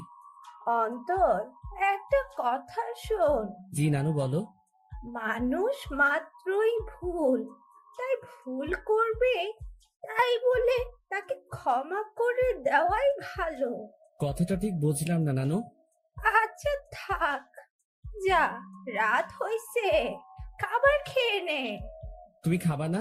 খাবো তো, তবে তোর মামি, আমি আর বাসায় আরো দুজন মেহমান আসছে, তাদের সাথে খাবো আর কি। আচ্ছা ঠিক আছে। তারপর আমি নানুর রুম থেকে চলে যাই আর হল রুমে যাই। সেখানে দেখি নানা ভাই, মামা ও তানভীর কথা বলতেছে। ভালোই তো, বহুত ভালো আলাপ চলতেছে মনে হয়। আমাকে দেখেই তারা হতাশ হয়ে যায়। বুঝলাম না কেন। আজব তো, এইভাবে কি দেখো? আমি কি ভূত নাকি? ভূতের চেয়ে কম নাকি তুই? এই মামু, মেজাজ খারাপ কইরো না, না হলে কিন্তু। কি করবি তুই? গ্রামের একটা মাইয়ারে কিডন্যাপ করে বিয়ে করে চলে আসমো। আমার কথা শুনে সকলেই হাসতে লাগে, তবে আমিও উপর দিয়ে হাসতে লাগি, কিন্তু ভিতর দিয়ে থাক বাদ দেই এইসব। আমার জন্য কি অন্যদের হাসি ঠাট্টা বন্ধ করবো নাকি? মামি আমাদের খাবারের জন্য ডাক দিল আর আমরাও চলে গেলাম খাবার খেতে। ভাই, শীতকাল, গায়ে আমার কোট আছে, তারপরেও একটু শীত লাগছে। রাতের খাবার খেয়ে নিলাম আমরা। আমিও চিন্তা করলাম রাতের বেলা একা একা হাঁটার। আমি আস্তে করে বাহিরের দিকে যেতে লাগি। কিরে, চোরের মতো কই যাস? যা শালা, ধরা খেয়ে গেলাম। না মানে একটু বাহিরে যাব মামা। অন্তর, বাইরে প্রচুর ঠান্ডা। অসুবিধা নাই, একটু যাই, চলে আসবো তো। ঠিক আছে যা, তবে দরজা লাগিয়ে দিবি। তুই দরজার কাছে আসলে আমাকে একটা কল দিস, আর তানবীরকে নিবি। না মামা, তানবীর এমনিও জার্নি করে আসছে, ক্লান্ত সে, তাই তাকে না নেওয়াই ভালো। আমি মামার সাথে কথা বলেই বাহিরে চলে আসি আর পকেট থেকে মাস্কটা বের করে পরে নেই আর কোটটাও মাথায় দিয়ে দেই। আমি হাঁটতে লাগলাম আর হাঁটতে হাঁটতে একটা দোকানের কাছে চলে গেলাম। আর সেখানে যেতেই মাথায় আসলো সিগারেটের কথা। মুখে মাস্ক আর হুডি, আর সেই অবস্থায় দোকানে চলে গেলাম। আরেক প্যাকেট ডার্বি নিয়ে নেই, সাথে ম্যাচও।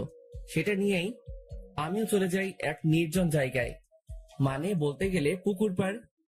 সেখানে পাড়ে বসার জায়গা আছে আর আমিও সেখানে বসে পড়ি আর সিগারেট টানতে লাগি। সিগারেটের ধোঁয়ার আমি আমার কষ্টগুলোকে উড়িয়ে দিচ্ছি। একজনকে মনে প্রাণে খুব ভালোবাসছিলাম, যার প্রতিদান জুতার বাড়ি পাইছি। একেবারে ভালো মতেও শিক্ষা হয়েছে আমার, আর কোনো দিনও ভালোবাসার দিকে যাব না। একাই ঠিক আছি আমি, না কারো টেনশন, না কাউকে হারানোর ভয় আমার। আমি পুকুর পাড়ে বসে বসে 2টা সিগারেট খাইলাম। আসলে পরিবেশটা আমার খুব ভালো লাগতেছে, কারণ চাঁদ রাত, আবার পুকুর পাড়ে, সেখানে পরিবেশটা খুবই দারুণ লাগতেছিল আমার। কিছুক্ষণ সেখানে সময় কাটিয়ে আমি বাড়ি চলে গেলাম। বাড়ির কাছে যেতেই মামাকে কল দিলাম, আর মামাও দরজা খুলে দেয়। আর আমি আমার রুমে চলে যাই। দেখি তানভীর ঘুম।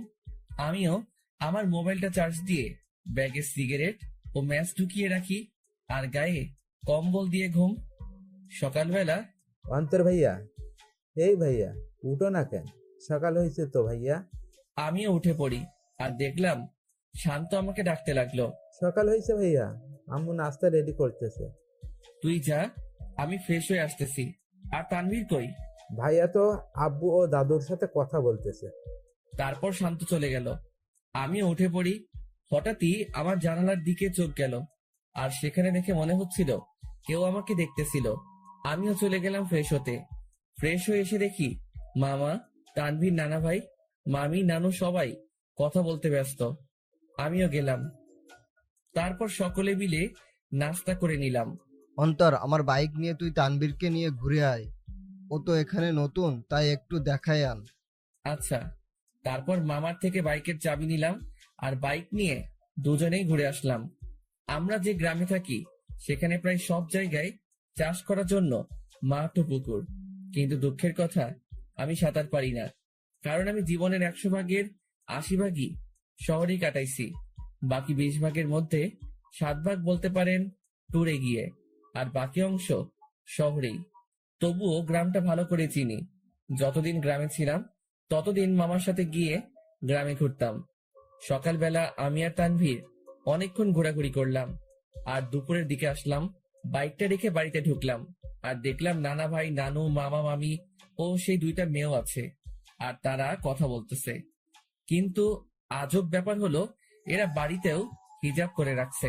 ঘোরা শেষ? মোটামুটি। আমি রুমে চলে যাই, কিন্তু বারবার সেই মেয়েগুলোর প্রতি কেন যে আকর্ষণ লাগতেছে কে জানে। তবে ইচ্ছা তো করতেছে হুজুরনিগুলোর চেহারা দেখতে, কিন্তু ডাইরেক্ট বলা তো মুসিবত। থাক, পরে সেটা ব্যবস্থা হবে আর কি। আমি রুমে গিয়ে ব্যাগ থেকে কিছু কাপড় বাহির করলাম, আর চিন্তা করলাম গোসল করব। কিন্তু মনে পড়লো এখানে তো পানির হিটার নাই যে ডাইরেক্ট বাথরুমে যাবো, সুইচটা ক্লিক করবো আর গরম পানি পামো। পড়লাম আরেক মুসিবতে। কেমনটা লাগে। ধুর, মামিকে বলবো গরম পানি করে দিতে। আমি যখনই রুম থেকে বের হব, তার আগেই মামি উপস্থিত উইথ গরম পানি।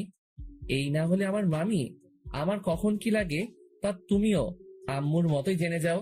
আমিও তো তোর আরাক আম্মু। এখন যা গোসল করতে, আমি পানি দিয়ে গেলাম। থ্যাংক ইউ মামি, আই লাভ ইউ বলতাম, কিন্তু মামা শুনলে হার্ট অ্যাটাক করবো। যা ফাজিল। মামি চলে গেল, আর আমিও মনের সুখে লুঙ্গি আর তোয়ালে নিয়ে চলে গেলাম গোসল করতে। গোসল শেষ করতেই আমিও রুমে আসলাম। লুঙ্গি পরা আছে, বলা যায় না কখন কোথায় খুলে যায়। জীবনে 2টা কখন কোথায় খুলবে তা কেউ বলতে পারে না। 1 হলো কপাল, 2 হলো লুঙ্গি। আমার মনে হলো কেউ আমাকে দেখতেছে। আমিও জানালার দিকে তাকালাম, কিন্তু কেউ নাই। ভাই, বলা যায় না কখন কে এসে দাঁড়ায় থাকে। তাই প্যান্ট আর টি শার্ট বাথরুমে চলে গেলাম, আর সেখান থেকে চেঞ্জ করে আসলাম। আমি রুম থেকে বের হতেই এক হুজুরনি আমার সামনে এসে পড়ে। আমিও এড়িয়ে চলে যেতে লাগি, আর বাহিরে বাড়ির আঙিনায় রোদের মধ্যে দাঁড়ায় অনেক ঠান্ডা লাগতেছিল ভাই। বিশ্বাস করেন, শীতকালে শরীর ভিজা অবস্থায় কেউ গায়ে একটা ফু দেয় না, তা ব্রেকআপের চেয়ে কষ্টকর লাগে। তো আপনি এই বাড়ির লোক, তা আমাকে আগে বলতে পারলেন না? খালি খালি টেনশনে ছিলাম আমি। আমি পিছনে তাকালাম, কিন্তু চেহারা না দেখে বুঝতে পারলাম না কে কোনটা, মানে কে কোন বোরকাওয়ালি। আমি কি জানতাম আপনি এখানে আসবেন? আজাইরা কথাবার্তা বলিয়েন না, এইসব আমি পছন্দ করি না। এত অ্যাটিটিউড ভালো না। আমি বুঝতে পারলাম এটা সেই বকবক রানী যেটা বাসে আমার মাথা খাইছে। আচ্ছা, এখানে মুখ ঢেকে রাখলেন সেটা বুঝলাম না। আসলে এটাই তো আমাদের বাড়ির নিয়ম। পরপুরুষের সামনে আমরা চেহারা দেখাই না, তবে স্বামীকে দেখানো যাবে, এই নিয়ম আছে। আচ্ছা, আপনি কি ম্যারিড? না, আপনি? আমি ম্যারিড। তো আপনার ওয়াইফকে না আনবেন? বন্ধুকে আনলেন কেন? ও ওর বাবার বাড়িতে গেছে। তবে একটা জিনিস আমি খেয়াল করলাম, মেয়েটা এমন ভাবে কথা বলতেছে মনে হয় সে আমার সম্পর্কে জানে, ও আমাকে চিনে। তাছাড়াও তার ভয়েসটা একটু একটু মাথা খাচ্ছে আমার। আচ্ছা, আপনি থাকেন কোথায়? সরি, বলা যাবে না। আচ্ছা, লাগবে না। আমি খেয়াল করলাম মেয়েটা আমার সাথে কথা বলতেছে, তো ঠিকই, মানে তার কথার মধ্যে আমি অন্য একরকম কিছু পাচ্ছি। মামি আসে আর আমাদের খাবারের জন্য ডাক দেয়। আমিও চলে যাই। সেখানে দেখি মামা, তানভীর, নানা ভাই উপস্থিত ও তারা বসে বসে কথা বলতেছে। কিসের এত আলাপ তোমাদের? মনে হয় কোনো বড় ধরনের গন্ডগোল পাকানোর প্ল্যান চলতেছে তোমাদের। বিয়ের? কি? কার বিয়ে? কখন? কোথায়? কোন টাইমে? দাওয়াত দিছে তো? আমি কিন্তু যাবো। শালা তোর অভ্যাস চেঞ্জ হইল না। আরে বেটা, ফ্রি খাবার কেমনে মিস করবো বেটা? ও মামা, বলো না কার বিয়ে? আমি বিরিয়ানির চান্স মিস করতে চাচ্ছি না। তোর বিয়ে? কি? হ, এবার খা নিজের বিয়ের বিরিয়ানি। মেজাজটা এখন 440 হয়ে গেল কিন্তু। আরে তোরা থাম তো। তারপর সবাই মিলে দুপুরের খাবার খেয়ে নিলাম। অন্তর, আজকে একটু বাজারে যাব, কিছু কিনতে হবে, তুই যাবি? আচ্ছা, গেলাম আর কি, সাথে তানভীরকেও নিয়ে নিব। আচ্ছা ঠিক আছে। অন্তর, আপুর সাথে কথা বলেছিলি? হুম, সকালে বলছিলাম, যখন তানভীরকে নিয়ে বের হয়েছিলাম তখন আম্মু কল দিছিল। আচ্ছা শোন, তোরা বাজারে যাবি ভালো কথা, আমার ওষুধ আনতে ভুলিস না। জি আব্বু। তবে আমি যাব না রে, আমার একটু শরীর খারাপ লাগতেছে। আচ্ছা ঠিক আছে, তুই রেস্ট নে, আমি আর মামা যাব। তো মামা, কখন যাবা? এই বিকাল করে যাব। আচ্ছা। তারপর আমি আমার রুমে চলে গেলাম। সেখানে গিয়ে কিছুক্ষণ রেস্ট করে নিলাম। বিকেল বেলা আমি মামার সাথে বাজারে যাওয়ার জন্য রেডি হচ্ছি। আসলে কোট নিয়ে নিচ্ছি, যাতে যদি আসতে দেরি হলেও ঠান্ডা সহ্য করতে না হয়। মামা বাইক নিয়ে দাঁড়ায় আছে, আমি বাইকে বসলাম। কিরে, বাইক চালাবি? না মামা, তুমি চালাও। তারপর মামা বাইক চালাতে লাগে আর আমিও বাইকে বসে আছি। বাইক চলতেছে আপন গতিতে আর আমি বাইকে চড়তেছি আর গ্রামের প্রকৃতি উপভোগ করতে ব্যস্ত। কিছুক্ষণ পরে আমরা বাজারে চলে আসি। মামা আমাকে নামিয়ে একটা জায়গায় বাইকটা রেখে আসে। আচ্ছা মামা, কি কি নিবা বাজার থেকে? ভাগিনা, অনেকদিন পরে আমাদের বাড়িতে আসছিস, সাথে তোর বন্ধু তানভীরকে নিয়ে আসছিস, তাই আব্বু আম্মু বলেছে তোদের দুজনের জন্য কিছু নিতে। মামা, কিছু লাগবে না আমাদের, তোমার অন্য কাজ থাকলে সেটা করো। আরে আয় তো তুই। মামা আমাকে টেনে নিয়ে যায় আর একটা পাঞ্জাবির দোকানে নিয়ে যায়। সেখানে আমি দাঁড়াই আছি আর মামা দোকানদারের সাথে কথা বলতে ব্যস্ত। অন্তর, এদিকে আয় তো। আমি মামার কাছে গেলাম। দেখ তো পাঞ্জাবিটা পছন্দ হয় কিনা। মামা আমাকে লাল কালারের পাঞ্জাবি দেখালো। মামা, লাল কেন? আমার তো বিয়ে না। বিয়ে হোক আর না হোক, কিন্তু এটা আমার পছন্দ হয়েছে, আর আমি চাই বিয়েতে এটা তুই পরবি। তবে ভাগিনা, এটাতে তোরে বেশ মানাবে। আচ্ছা, তোমার পছন্দ হয়েছে তাহলে নাও। তারপর মামা পাঞ্জাবিটা নিয়ে নেয় আর আমাকেও বলে তানভীরের জন্য একটা পাঞ্জাবি দেখতে। আমিও তানভীরের জন্য একটা পাঞ্জাবি দেখি আর মামাও সেটা কিনে নেয়। হয়েছে মামা, এবার খুশি? এমন ভাবে কথাগুলো বললা মনে হয় আমাকে বিয়ে করানোর প্ল্যান করে আছো। সেটাই তো। কি? না মানে সেটাই তো, যাতে তোকে একটা বিয়ে করাই দিতে পারি। ধুর মামা, আপাতত একটু শান্তি দাও আমারে। বিয়ে করলে তো তোমার মতো হাল হবে আমার। আচ্ছা চল। আমি মামার সাথে যেতে লাগি। আমরা বাজারে হাঁটতে লাগলাম আর মামাও টুকিটাকি বাজার নিতে ব্যস্ত। আমিও মামার সাথে ঘুরে ঘুরে দেখতে লাগলাম। আর তখনই একটা শাড়ির দোকানে চোখ পড়লো, যেখানে বাহির থেকে একটা শাড়ি দেখা যাচ্ছিল যার রং ছিল গোলাপি। শাড়িটা দেখে তারিনের কথা মনে পড়লো, আর তারিনের পছন্দের কালারও গোলাপি। যেদিন প্রথম তারিনকে দেখি, সে গোলাপি জামা পরে কলেজে আসছিল, যা দেখে প্রায় কলেজের সকলেই তার দিকে তাকিয়েছিল।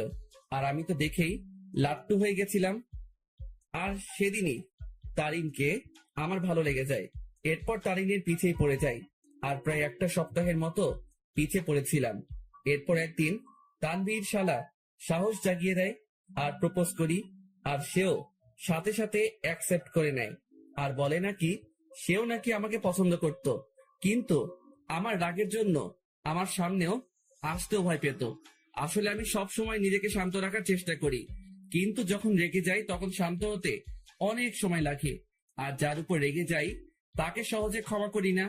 কিন্তু তারিনের ব্যবহারটা আমার মোটেও ভালো লাগেনি। আসলে আমি বুঝতে পারলাম তার মধ্যে আমার জন্য কোনো ভালোবাসাই ছিল না, জাস্ট ভালো লাগাই ছিল, যেটাকে আমি ভালোবাসা ভেবে বসেছিলাম। আর সেটাই আমার বড় ভুল ছিল। ভালোবাসা মানে একে অপরের প্রতি বিশ্বাস, ভরসা। কিন্তু তারিনের জন্য আমি তানিয়ার সাথে মিলে তারিনের বার্থডে সেলিব্রেশন করার জন্য প্ল্যান করলাম। কিন্তু তারিন মনে করে বসেছিল আমার আর তানিয়ার মধ্যে কোনো কিছু চলতেছে। যদি তারিন আমাকে বিন্দু মাত্র বিশ্বাস করত তাহলে সেটা কখনোই মাথায় আনত না। কিন্তু তারিনের মনে ভালোবাসা ছিল না, তাই সে আমাকে তানিয়ার সাথে মিশতে দেখে সন্দেহ করতে লাগলো। আমি মনে করেছিলাম তারিনকে তার বার্থডে পার্টির সারপ্রাইজ দিব, কিন্তু সেই আমাকে বড় ধরনের সারপ্রাইজ দিয়ে বসে আছে। তার জন্য আমি একটা সপ্তাহ শান্তিতে ঘুমাতে পারি নাই, কারণ আমি তারিনের জন্য তার পছন্দের জিনিসগুলো কিনতে আনতে ব্যস্ত। কারণ আমি তারিনকে খুশি দেখতে চাই। তার জন্য এত কিছুই করে শেষমেশ জুতার বাড়ি ও মিথ্যা অপবাদ পেলাম। সে না জেনেই আমাকে এভাবে আঘাত করলো। যদি তার মনে আমার জন্য বিন্দুমাত্র ভালোবাসা থাকতো তাহলে সে আমাকে সন্দেহ না করে আমার প্রতি বিশ্বাস রাখতো। কিন্তু সে থাক, যা হয়েছে ভালোই হয়েছে। আমিও উচিত শিক্ষা পেলাম আর বুঝতে পারলাম তারিন আমাকে কেমন ভালোবাসছিল। কিরে, কি ভাবছিস? কই কিছুই না। আচ্ছা, নানা ভাইয়ের ওষুধ নিছো? নিব, কিন্তু তোর চোখে পানি কেন? আরে চোখে বালি ঢুকছে, সেটার জন্য। আমার সাথে আয়। আমি মামার সাথে গেলাম আর মামা একটা কলের কাছে নিয়ে যায় আর আমিও মুখ ধুয়ে নেই। আসলে তারিনের কথা মনে করতে করতে ওই দিনের ঘটনাটাও মনে পড়ে গেল আমার, তাই চোখেও পানি চলে আসে। সেদিন তারিন আমাকে যেভাবে মারলো আমি বুঝতে পারলাম সে কতটা ঘৃণা করে আমাকে। সে সত্যি না জেনেই আমাকে আঘাত করলো, যা থেকে বোঝা যায় তারিনের ভালোবাসা কত দূর। চল বাড়ি যাব, বাজার শেষ। নানা ভাইয়ের ওষুধ নাও। মামা চলে গেল ওষুধ নিতে আর আমাকে বাজারের ব্যাগ ও পাঞ্জাবির প্যাকেটগুলো দিয়ে গেল। আমিও সেগুলো নিয়ে বাইকের কাছে চলে গেলাম। আজ তারিনের কথা মনে পড়তে লাগলো, কিন্তু তাকে এখন আমি ঘৃণা করি। তার ভালোবাসার রূপ দেখলাম ভালো করেই। জানি না কোথায় আছে সে, কি করতেছে। দূর, এর কথা কেন ভাবতে লাগলাম? সে যেখানে থাক ভালো থাক, মোট কথা আমার থেকে দূরে থাকলেই ভালো। আমার আশেপাশেও যাতে এই মেয়েটাকে যেন না দেখি আমি। মামা ওষুধ নিয়ে আসে, তারপর মামা বাইক নেয় আর আমিও বসে পড়ি ব্যাগ নিয়ে। তারপর আমরা বাড়ি ফিরি। আমি ব্যাগগুলো ডাইনিং টেবিলে রেখে আমার রুমে চলে যাই। সেখানে বসে বসে আমিও মোবাইল নিয়ে ব্যস্ত, কিন্তু তানভীর রুমে ছিল না। শালা ঠান্ডার মধ্যে গেল কই? কিছুক্ষণ পরে মামি আসে আর নাস্তার জন্য যেতে বলে। আমিও মোবাইল চার্জে লাগিয়ে নাস্তা করতে চলে যাই। দেখলাম তানভীর উপস্থিত আর সে মামা ও নানা ভাইয়ের সাথে কথা বলতেছে। কিরে তানভীর, কই ছিলি তুই? আরে এমনি একটু বের হলাম আর কি। তারপর নাস্তা করি আর রুমে চলে যাই। সেখানে তানভীরও আসে। তোর নাম্বার বন্ধ কেন? কি বলিস, নাম্বার বন্ধ? কোনটা? কেন, শেষে 86 ওইটা? ও ওইটা? ওইটা তো নষ্ট হয়ে গেছে। নষ্ট হইছে নাকি তুই নষ্ট করছিস? আমি করছি। কেন, তোর কাছে আমার শেষে 68 ওয়ালা নাম্বারটা নাই? আছে তো। সেটাতে কল দিলে পাবি। আচ্ছা, তানিয়ার সাথে কথা হয়েছে তোর? আরে আরেকটু আগেও তো কথা বলে আসলাম তার সাথে। কি? আরে ফোনে কথা বললাম আর কি। তুই কি মনে করছিস তানিয়া এখানে আর আমিও তার সাথে ঘুরে ঘুরে কথা বলতেছি? আমি তো এটা মনে করি নাই। তুই এই কথাটা বললি কেন? আরে শালা, তুই তো এটাও ভাবতে পারিস, তাই আগে বলে দিলাম আর কি। আচ্ছা বাদ দে। আর শোন, তানিয়াকে আমার পক্ষ থেকে সরি বলে দিস ওই দিনের ঘটনার জন্য। আরে বেটা বলতে হবে না, আমি সামলে নিছি ব্যাপারটা। তারপর তানবীরের সাথে রাতে খাবারের আগ পর্যন্ত আড্ডা দেই। তারপর মামা এসে আমাদের খাবারের জন্য ডাকে আর আমরাও খাবার খেয়ে নেই। এরপর রাতে আম্মু আব্বুর সাথে কথা বলে নিলাম আর মোবাইলে সকাল ভোরের জন্য অ্যালার্ম দিলাম, যাতে সকালে উঠে নামাজ পড়ে গ্রামের শীতকালের সকালের দৃশ্য উপভোগ করতে পারি। এরপর দিলাম ঘুম। সকাল ভোরে আমার অ্যালার্ম বেজে ওঠে আর আমিও উঠে পড়ি।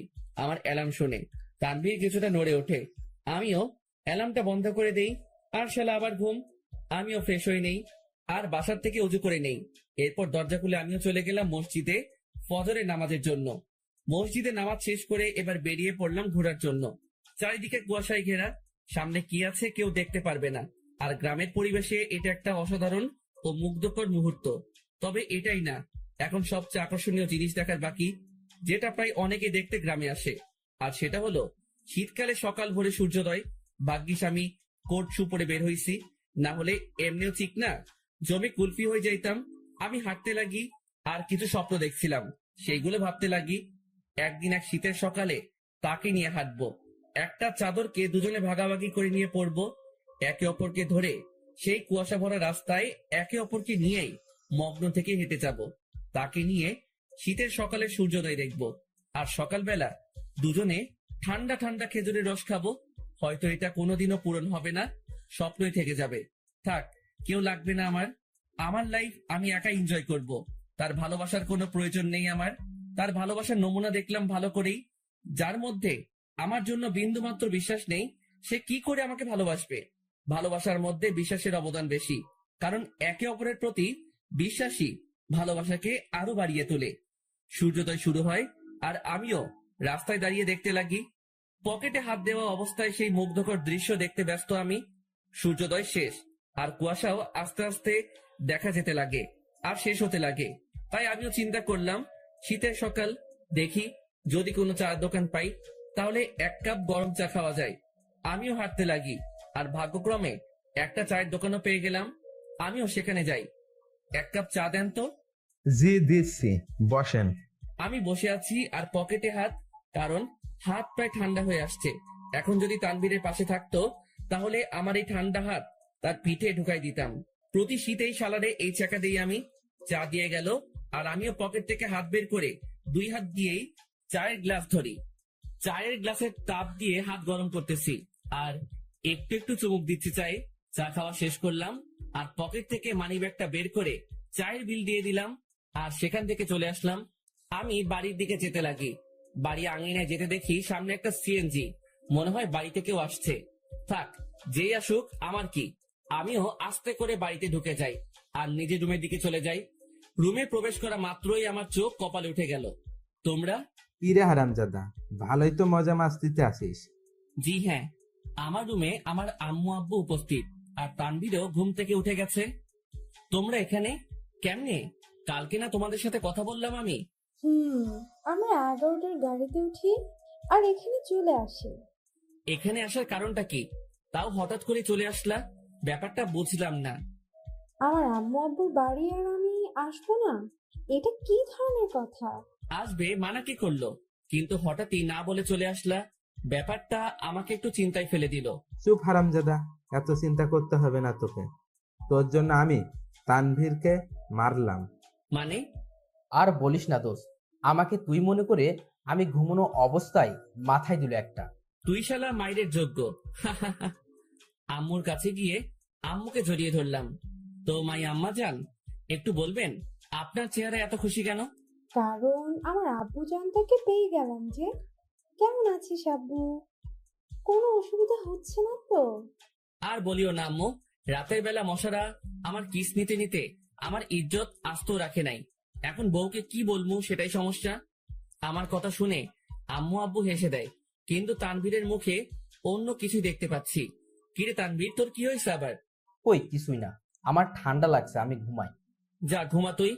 আমি আম্মু আব্বুকে নিয়ে হলরুমের দিকে গেলাম, আর দেখলাম মামা নানা ভাই কথা বলতেছে। আপু, এটা কি আসলেই তোর ছেলে? কেন? তোরে কি করলো? আর বলিস না আপু, আসতে না আসতেই আমার জীবনের অর্ধেক আগেই টানা টানা করেছে, আর এখন বাকিটুকু করতেছে আর কি। এই মামা, মেজাজ গরম করিও না, না হলে যে একেবারে জায়গা বরাবর বাস দিব। আল্লাহ কি দেখে তোরে বানাইছে বুঝি না, একবারে ফাজিল এর বাপ তুই। আজ আছি তো তাই এসব বলতেছো, একদিন এই ফাজিলটা থাকবে না, সেদিন মিস করলেও লাভ হবে না মামু। প্রথম কথা, তুই ফাজিল না, শয়তানের নানা, আর শয়তান মরে না, বুঝছস? ওকে, দেখা যাবে। মামা ভাগিনার ঝগড়া শেষ হয়েছে? হয় নাই, আরো বাকি আছে। মামু, মেজাজটা কিন্তু 440 করছো। কোন সময় কোন অঘটন ঘটাই দেই, আর তোমারে ফাঁসাই দিব কিন্তু। কেন, কি করবি তুই? বেশি কিছু না, গ্রামে কোনো এক আন্টিকে টাকা দিয়ে ভাড়া করে আনবো। কেন, গ্রামের মহিলা এনে কি করবি? বেশি কিছু না, তারে বলবো তোমার জিএফ হিসেবে নিজেকে পরিচয় দিতে, বাকিটা মামি সামলাবে আর কি। কথাটা শুনে আব্বু আম্মু নানা ভাই হেসে দিল, আর মামার মুখের রিয়াকশন দেখে আমার হাসি আসতেছে। মামা ফুল শক খেয়ে গেল। ওরে খোদারে, আমার জীবন শেষ করার জন্যই জন্মাইছে হারামজাদা বজ্জাত, কি জিনিস রে তুই? এই আপু, এটা কি আসলে তোর ছেলে? আমার সন্দেহ হচ্ছে, এটাকে মনে হয় ভুল করে নিয়ে নিচ্ছিস তুই। আম্মু আব্বু হাসতেছে, কারণ তারা ভালো করে জানে মামা ভাগিনার কাণ্ড। এইভাবে কিছুক্ষণ মজা করে রুমে চলে যাই। সকালে নাস্তার সময় আমরা সকলে একত্রে হই। আমি, আব্বু, মামা, নানা ভাই, শান্ত, তানভীর, আমরা সকলে নাস্তা করে নিলাম। অন্তর, তুই এমন কেন? আমি আবার কি করলাম? বাবা রে, তুই কি আমাদের কিছুই মনে করিস না? আরে কি হয়েছে? কান্না করতেছো কেন? সমস্যা কি একটু বলো তো? কি করলাম আমি? আমি আব্বুকে জড়িয়ে ধরলাম। যদি কোনো ভুল কিছু করে থাকি ক্ষমা করে দিও। আর ওই দিনের ব্যাপারটার জন্য সরি। আসলে মাথা ঠিক ছিল না, তাই কথা বলতে ইচ্ছে করতেছিল না। তাই রাগ করে টেবিল থেকে গ্লাস ফ্লোরে ছুঁড়ে মারি। আব্বু আমাকে খুব শক্ত করে জড়িয়ে ধরে। আমি বুঝতে পারলাম আব্বুর মনে কিছু একটা চলতেছে, কিন্তু কি তা বুঝতে পারতেছি না। আচ্ছা আব্বু, চলো একটু ঘুরে আসি দুজন মিলে। চল। আমি আব্বুকে নিয়ে গ্রামে ঘুরতে গেলাম আর দুপুর পর্যন্ত ঘুরলাম। এরপর বাসায় আসলাম। অন্তর, তুই সত্যি কি ভালো আছিস? তোর মনে কোনো কষ্ট নেই তো? আমাকে দেখে কি মনে হয় তোমার? আমি কষ্টে আছি? কষ্টে থাকলে কেউ তিরিং বিরিং করে ঘুরে বেড়ায় নাকি? মজা মস্তি করে নাকি? আল্লাহর রহমতেই ভালো আছি আমি। তবে তোমার কেন মনে হচ্ছে আমি ভালো নেই? না, এমনি। আচ্ছা চল ভিতরে যাই। আমরা ভিতরে গেলাম।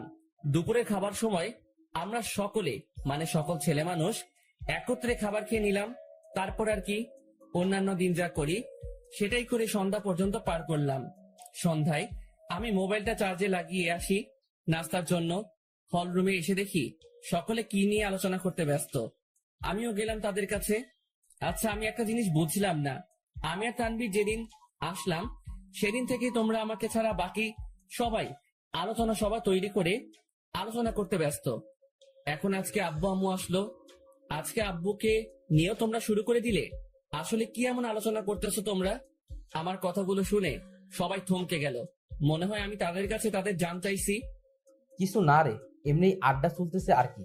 মামা, নানা ভাই তারা এতই ফ্রেন্ডলি যে তাদের সাথে আড্ডা দিতে হেব্বি মজা হয়। তুইও আয়।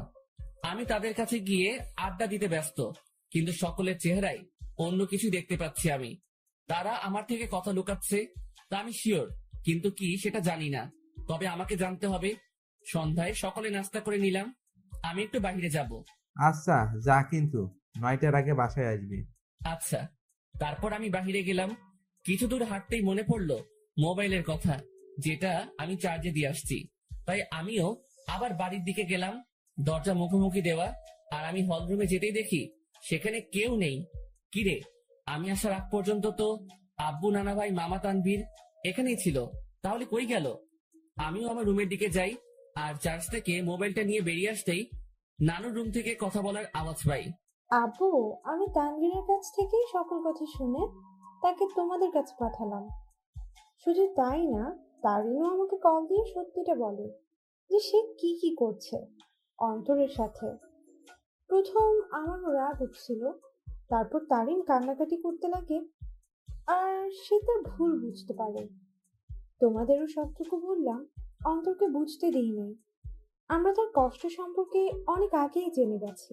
রেহেনা, মা শোন, আমাদের বুদ্ধিমতো অন্তরকে এখানে আনলাম আর আটকে রাখলাম।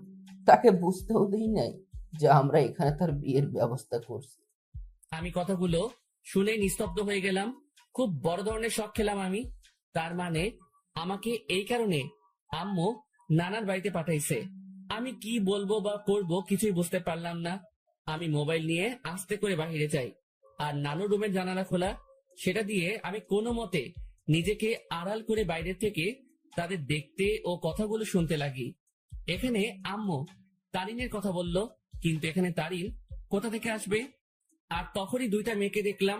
মেয়েগুলো আর কেউ না, সেই মেয়ে যেগুলো আমাদের সাথে আমাদের বাড়িতে আসছে। তাদের চেহারায় এখনো পর্দা করা, তবে তারা তাদের পর্দা খুলতে লাগে। তাদের পর্দা খোলা শেষ, কিন্তু আমি তাদের পিছনের অংশটুকুই দেখতে লাগলাম। এরপর তারা দুজনেই ঘুরতেই সেই লেভেলে শখ খেয়ে গেলাম আমি, কারণ আমি তাদের চেহারা দেখলাম। যে মেয়েটা আমার মাথা খাইছে সেটা আর কেউ না, তারিন। আর তার পাশের মেয়েটা হচ্ছে তানিয়া। কি ধোকা দিল রে দুইটাই! ভাইরে ভাই, কি জিনিস এরা!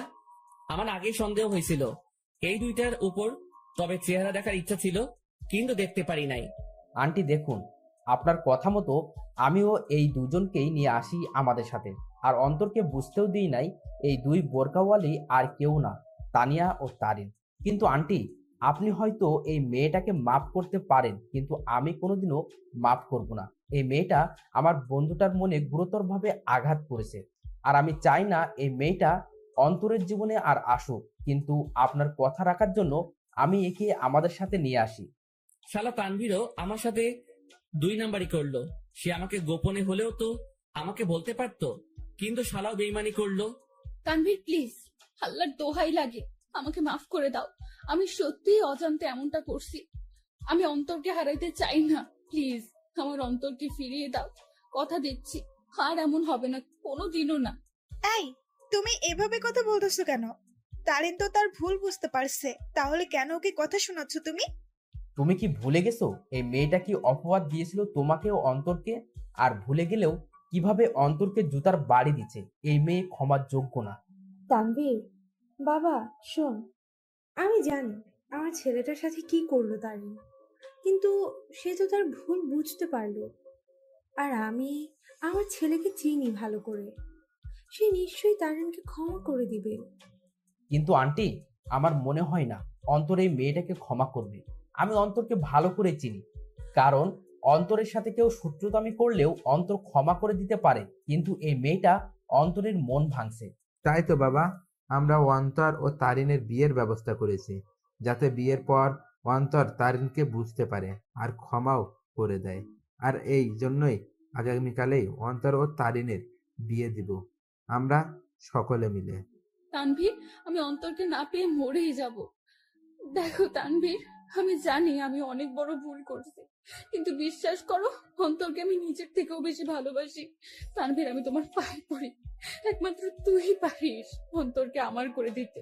এই মেয়ে দূরে থাক আমার থেকে। আর আন্টি, আঙ্কেল যেহেতু আপনার অন্তরকে না জানিয়ে অন্তরের বিয়ের ব্যবস্থা করছেন, যদি অন্তর জানতে পারে যে আপনাদের প্ল্যানে আমি জড়িত, তাহলে অন্তর আমাকে কখনোই ক্ষমা করবে না। তাই আপনারাও কেউ বলিয়েন না যে আমি আপনার সাথে ছিলাম। কিন্তু তানভীর, আমি তো সত্যিটা জেনেই গেছি। আর কথা রইল বিয়ের, সেটা তখনই হবে যখন আমি এখানে থাকবো। তার আগেই আমি এখান থেকে কেটে পড়বো। ঠিক আছে বাবা, আমরা এটা বলবো না যে তুমি সব জানতে। আমরা ব্যাপারটা লুকাবো অন্তর থেকে। এবার আমার সামনে সকল সত্য চলে আসলো। বাহ, ভালোই তো প্ল্যান করছে। আর কি বললো তারিন? সে আমাকে ভালোবাসে, তাই না? আর ভালোবাসা লাগবে না, বিয়ে তো দূরে থাক, তার চেহারাও দেখতে আমি ইচ্ছুক নই। আমিও চলে গেলাম। কোনো মতে রাত 8টা পর্যন্ত বাইরে কাটালাম। আমি বাড়ি আসলাম আর দেখলাম তারা কথা বলতেছে। আমি তো এখন জেনেই গেছি তাদের কি নিয়ে আলোচনা হতো এতদিন। তারা আমার থেকে কথা লুকাইছে, এবার আমিও তাদের বুঝতে দিব না আমিও তাদের গোপন কথাটা জেনে গেছি। সকলে মিলে রাতের খাবারটা খেয়ে নিলাম, তবে আমি চুপচাপ ভাবে থাকি আর তাদের বুঝতে দেই না আমার মনে কি চলতেছে। আমি কারোর সাথে কোনো কথা না বলে চলে যাই রুমে। কিরে, কি করিস? কিছু না। কিরে, এভাবে চুপচাপ আসিস কেন?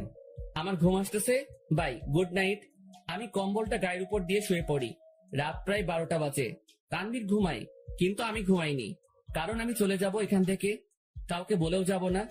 আমি উঠে আমার ব্যাগ গুছিয়ে নিয়ে রেডি হয়ে আস্তে করে ব্যাগ নিয়ে রুম থেকে বেরিয়ে পড়ি আর আস্তে করে দরজা খুলে বাসার বাইরে চলে যাই। আমাদের বাড়ি থেকে বাস স্টেশন প্রায় হেঁটে গেলে 15 মিনিটের রাস্তা, আর আমিও ব্যাগ নিয়ে হাঁটতে লাগি। বাস স্টেশন প্রায় হেঁটে গেলে 15 মিনিটের রাস্তা, আর আমিও ব্যাগ নিয়ে হাঁটতে লাগি। আমি কোনো মতে বাস স্টেশনে পৌঁছে যাই। সেখানে গিয়ে মামা তানভীরকে SMS করে দেই যে আমি চলে যাচ্ছি, আমার জন্য চিন্তা না করতে। ব্যাস, মেসেজ দিয়ে মোবাইলটা অফ করে দেই আর বাস স্টেশনে বসে আছি। আজ আমি আমার আপন মানুষগুলো থেকে দূরে চলে যাব, তবে জানি না কোথায় যাব আমি।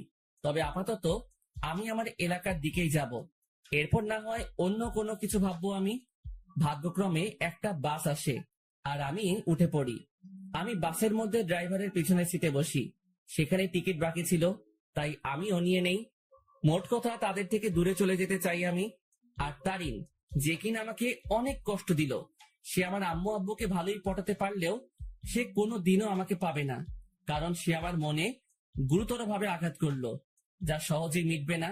আমি অনেক কষ্ট ভোগ করছি, আর এত সহজে তারিন আমাকে পেয়ে যাবে তা কোনো দিনও না। এবার সেও বুঝুক, যখন ভালোবাসার মানুষ দূরে থাকে ও ঘৃণা করে তখন কেমন লাগে। আমি অনেক কষ্ট অনুভব করলাম, এবার তার পালা কষ্ট অনুভব করার। আমি কোনো দিনও তারিনকে বোরকা পরা অবস্থায় দেখি নাই।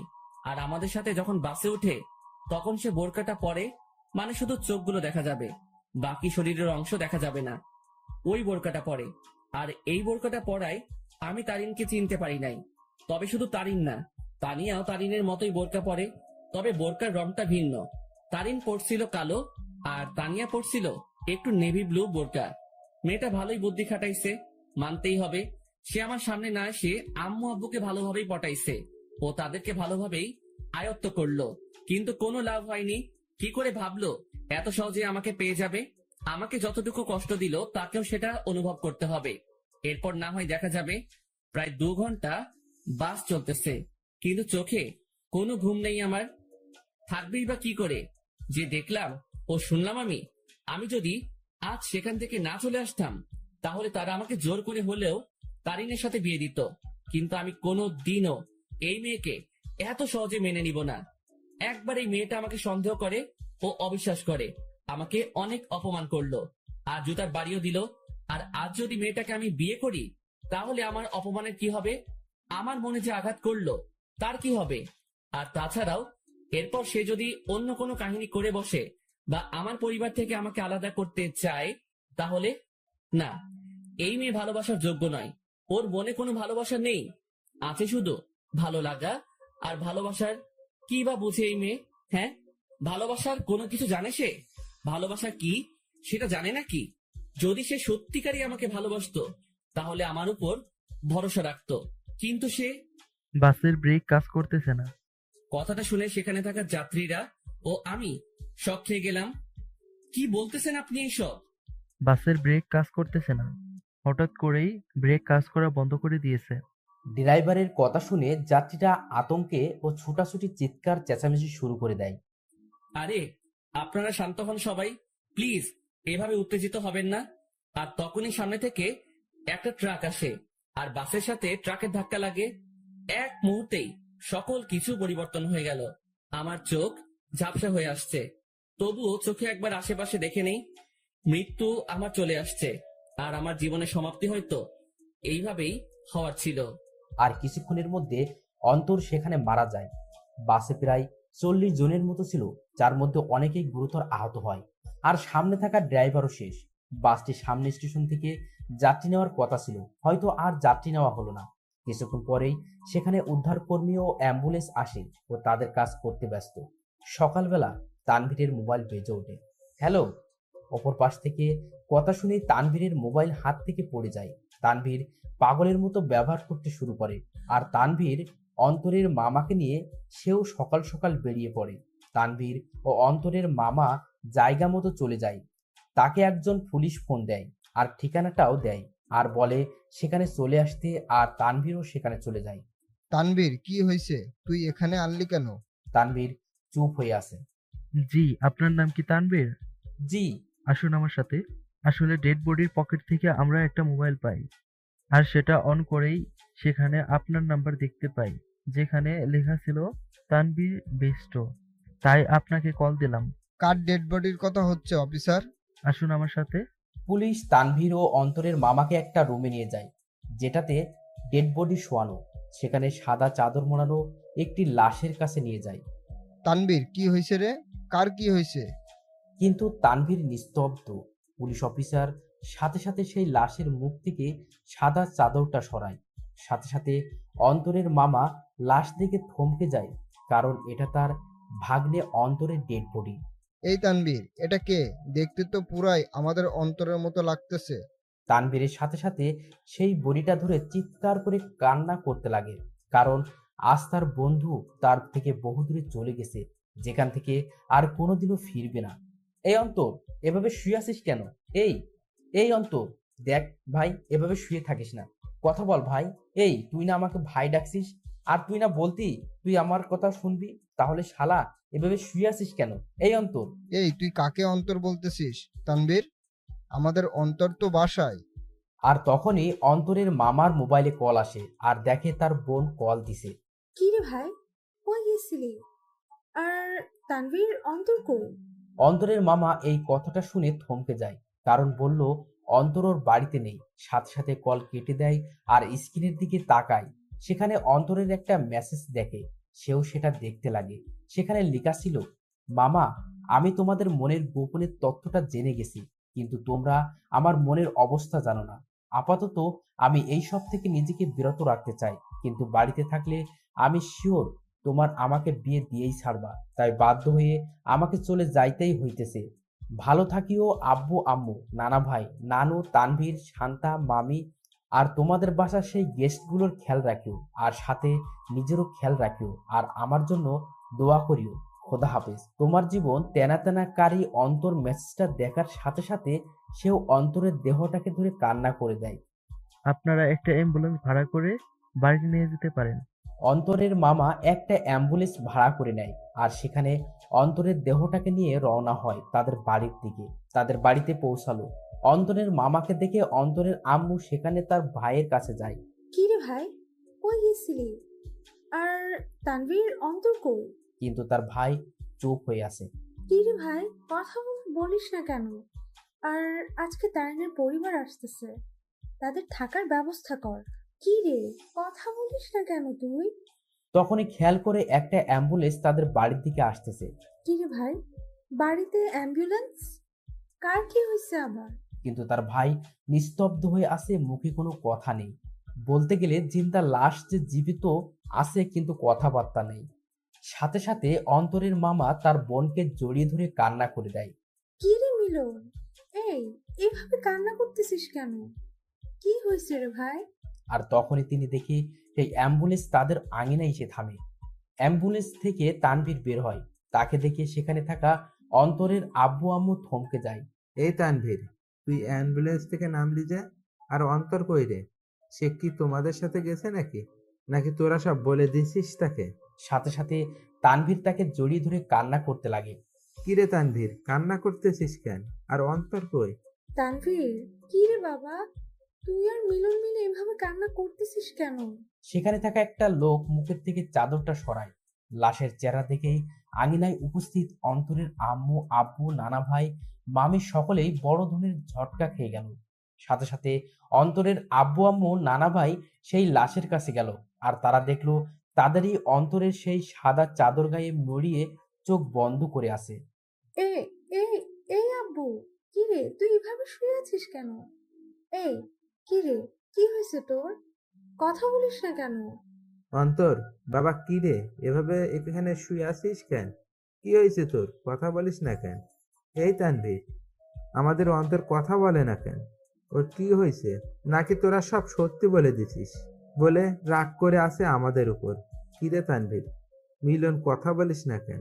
অন্তর এইভাবে শুয়ে আছে কেন? কিন্তু তানভীর আর তাদের মিলন মামা কান্না করেই যাচ্ছে।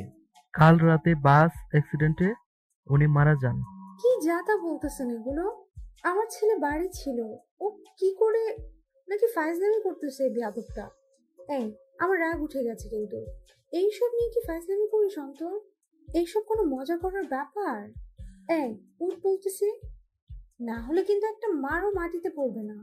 তারা অন্তরকে অনেকবার জাগানোর চেষ্টা করলো, কিন্তু অন্তর তো আর জাগবে না। সে চির নিদ্রায় চলে গেল, যেখান থেকে আর ফিরবে না কোনোদিনও। এই আব্বু, কথা বলিস না কেন তুই? একটিবার কথা বল বাবা। কি রে আব্বু, কথা বল না। সাথে সাথে অন্তরের বাবা মা দুজনেই অন্তরের দেহটাকে জড়িয়ে ধরে কান্না করে দিল। তারিন আর তানিয়া বাড়ি থেকে বের হয়ে দেখে বাড়ির আঙিনায় অনেক মানুষ। কিরে, এখানে এত মানুষ? বিয়ে তো ঘরোয়া পরিবেশে হবে বললো, তাহলে এত মানুষ আর কান্নাকাটির আওয়াজ পাচ্ছি কেন? চল তো দেখি কি হয়েছে। তারপর তানিয়া ও তারিন সেখানে গেল। কিরে, আন্টি এভাবে কান্না করতেছে কেন? কি হয়েছে?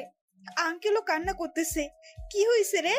তারিন অন্তরের আম্মুর কাছে যায়। সেখানে গিয়ে যখনই অন্তরের আম্মুর কাঁধে হাত দিবে, তখন সে সেখানেই নিস্তব্ধ হয়ে যায়। তার মুখ দিয়ে আর কোনো কথা বেরোচ্ছে না। সেও সাথে সাথে সেখানে বসে পড়ে। আন্টি, অন্তর এভাবে শুয়ে আছে কেন? কি হয়েছে ওর? কিন্তু তারা সকলেই কান্না করেই যাচ্ছে। কি হলো আন্টি? অন্তর এভাবে শুয়ে আছে কেন? হাই অন্তর, তুমি এভাবে শুয়ে আছো কেন? কি হয়েছে তোমার? এইভাবে সাদা চাদর গায়ে কেন তোমার? হাই অন্তর, কথা বলো না কেন? আঙ্কেল আন্টি, অন্তর এভাবে শুয়ে আছে কেন? কি হয়েছে? কথা বলতেছেন না কেন আপনারা?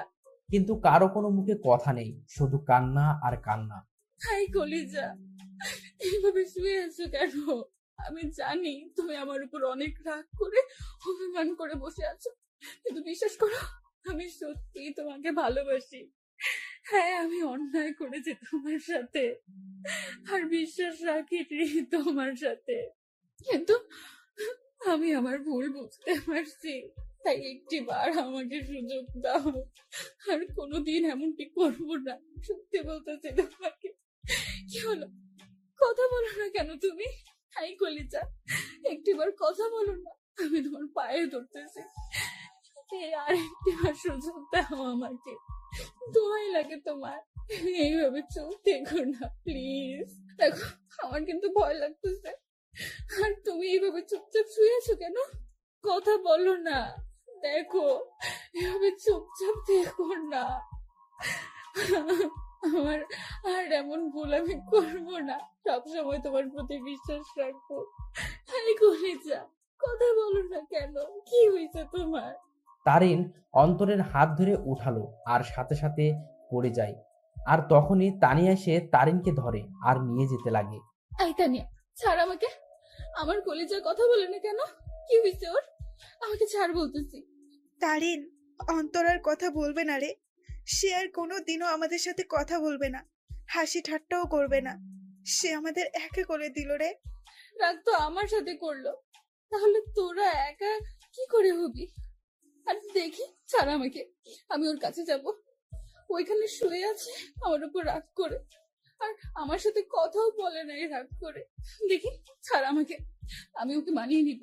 দেখবি, ও ও আমার সাথে কথা বলবে। ছাড় বলতেছি আমাকে। তারিন সেখানেই পাগলামো শুরু করে দেয়। সে কোনো মতেই বিশ্বাস করতে পারছে না তার অন্তর শুধু তাকেই না, সকলকে ছেড়ে চলে গেল ওপারে, যেখান থেকে আর কোনোদিনও ফিরবে না। তারিন পাগলামো করতে করতে জ্ঞান হারিয়ে ফেলে আর তাকে ঘরের ভিতরে নিয়ে যাওয়া হয়। দুপুরবেলা জানাজা পড়িয়ে অন্তরকে নিয়ে যেতে লাগে তার চিরস্থায়ী স্থানে। আজ এক আব্বুর কাঁধে তার ছেলের লাশ, এক বন্ধুর কাছে তার ভাই স্বরূপ বন্ধুটির লাশ হয়ে শুয়ে আছে, আর এক হতভাগা মামা যার সাথে হাসি মজা করে বেড়ানো ভাগ্নেটার লাশের খাট বহি করে নিয়ে যাচ্ছে তার চিরস্থায়ী স্থানে। অন্তরকে কবরে শোয়ানো হয়, তাকে মাটি দেওয়া হয়। আজ সেই কবরে দাফন হয়ে গেল কারো ছেলে, কারো ভাগ্নে, কারো প্রিয় বন্ধু আর কারো ভালোবাসা। সকলকেই সেখানে অন্তরের জন্য দোয়া করে চলে যায়। তবে সেখানে বসে বসে তিনজন হতভাগা মানসিক কান্নায় ভেঙে পড়ে বসে আছে। আজ অন্তরের মামা ভাবতে লাগে সেই দিনগুলো, যখনই অন্তর তাকে জ্বালিয়ে বেড়াতো, কিন্তু আজ থেকে সেই মামাকে আর কেউ জ্বালাবে না। আজ এক বন্ধু তার সুখ দুঃখ ভাগ করা বন্ধুকে হারিয়ে ফেললো। আজ একজন বাবা তার শাসন করা ছেলেটাকে হারিয়ে বসে আছে। সব সময় অন্তরকে বকা দিয়ে বেড়াতো, কিন্তু আজ থেকে সেই বকাগুলো আর কাউকে দিতে পারবে না। অন্যদিকে তারিনের জ্ঞান ফিরে, সে দেখে অন্তরের আম্মু কান্না করতেছে, আর তানিয়া তাকে সামলাতে সামলাতে কান্না করতে লাগলো। এই, তোমরা সকলে কান্না করতেছো কেন? আজকে না আমার আর অন্তরের বিয়ে, আর বিয়েতে তো মেয়েরা কান্না করে। তাহলে তোমরা ছেলের মা, ছেলের বান্ধবী হয়ে কান্না করতেছো কেন? আরে যাও, তাড়াতাড়ি আমাকে রেডি হতে হবে। এই তানিয়া, তাড়াতাড়ি আমাকে রেডি করে দে। কাজী সাহেব চলে আসবে যে কোনো সময়। আর অন্তর রেডি হইছে, দেখ না। আর শোন, তানভীরকে বল না অন্তরকে রেডি হওয়া অবস্থায় একটু ছবি দিতে। আমি একটু দেখবো আমার কলেজাটাকে। তানভীরকে বল না অন্তরের ছবি দিতে, আমাকে রেডি করে দে। আমি শাড়ির আঁচল সামলাতে পারি না, কিন্তু ও বলছিল শাড়িতে নাকি আমাকে দারুণ মানাবে। আমি ওর জন্য শাড়ি পরবো। তারিন, কি হয়েছে? আর আন্টি, সরি আম্মু, একটু রেডি করে দাও না। কাজী সাহেব চলে আসবে তো, আমাকে আবার অন্তরকে মানাতে হবে। তারিন সেখানে পাগলের মতো ব্যবহার করতে লাগলো। তারিনকে অনেকবার বোঝানোর চেষ্টা করা হলো অন্তর অনেক দূরে চলে গেছে, কিন্তু সে তা কোনো মতেই মানছে না।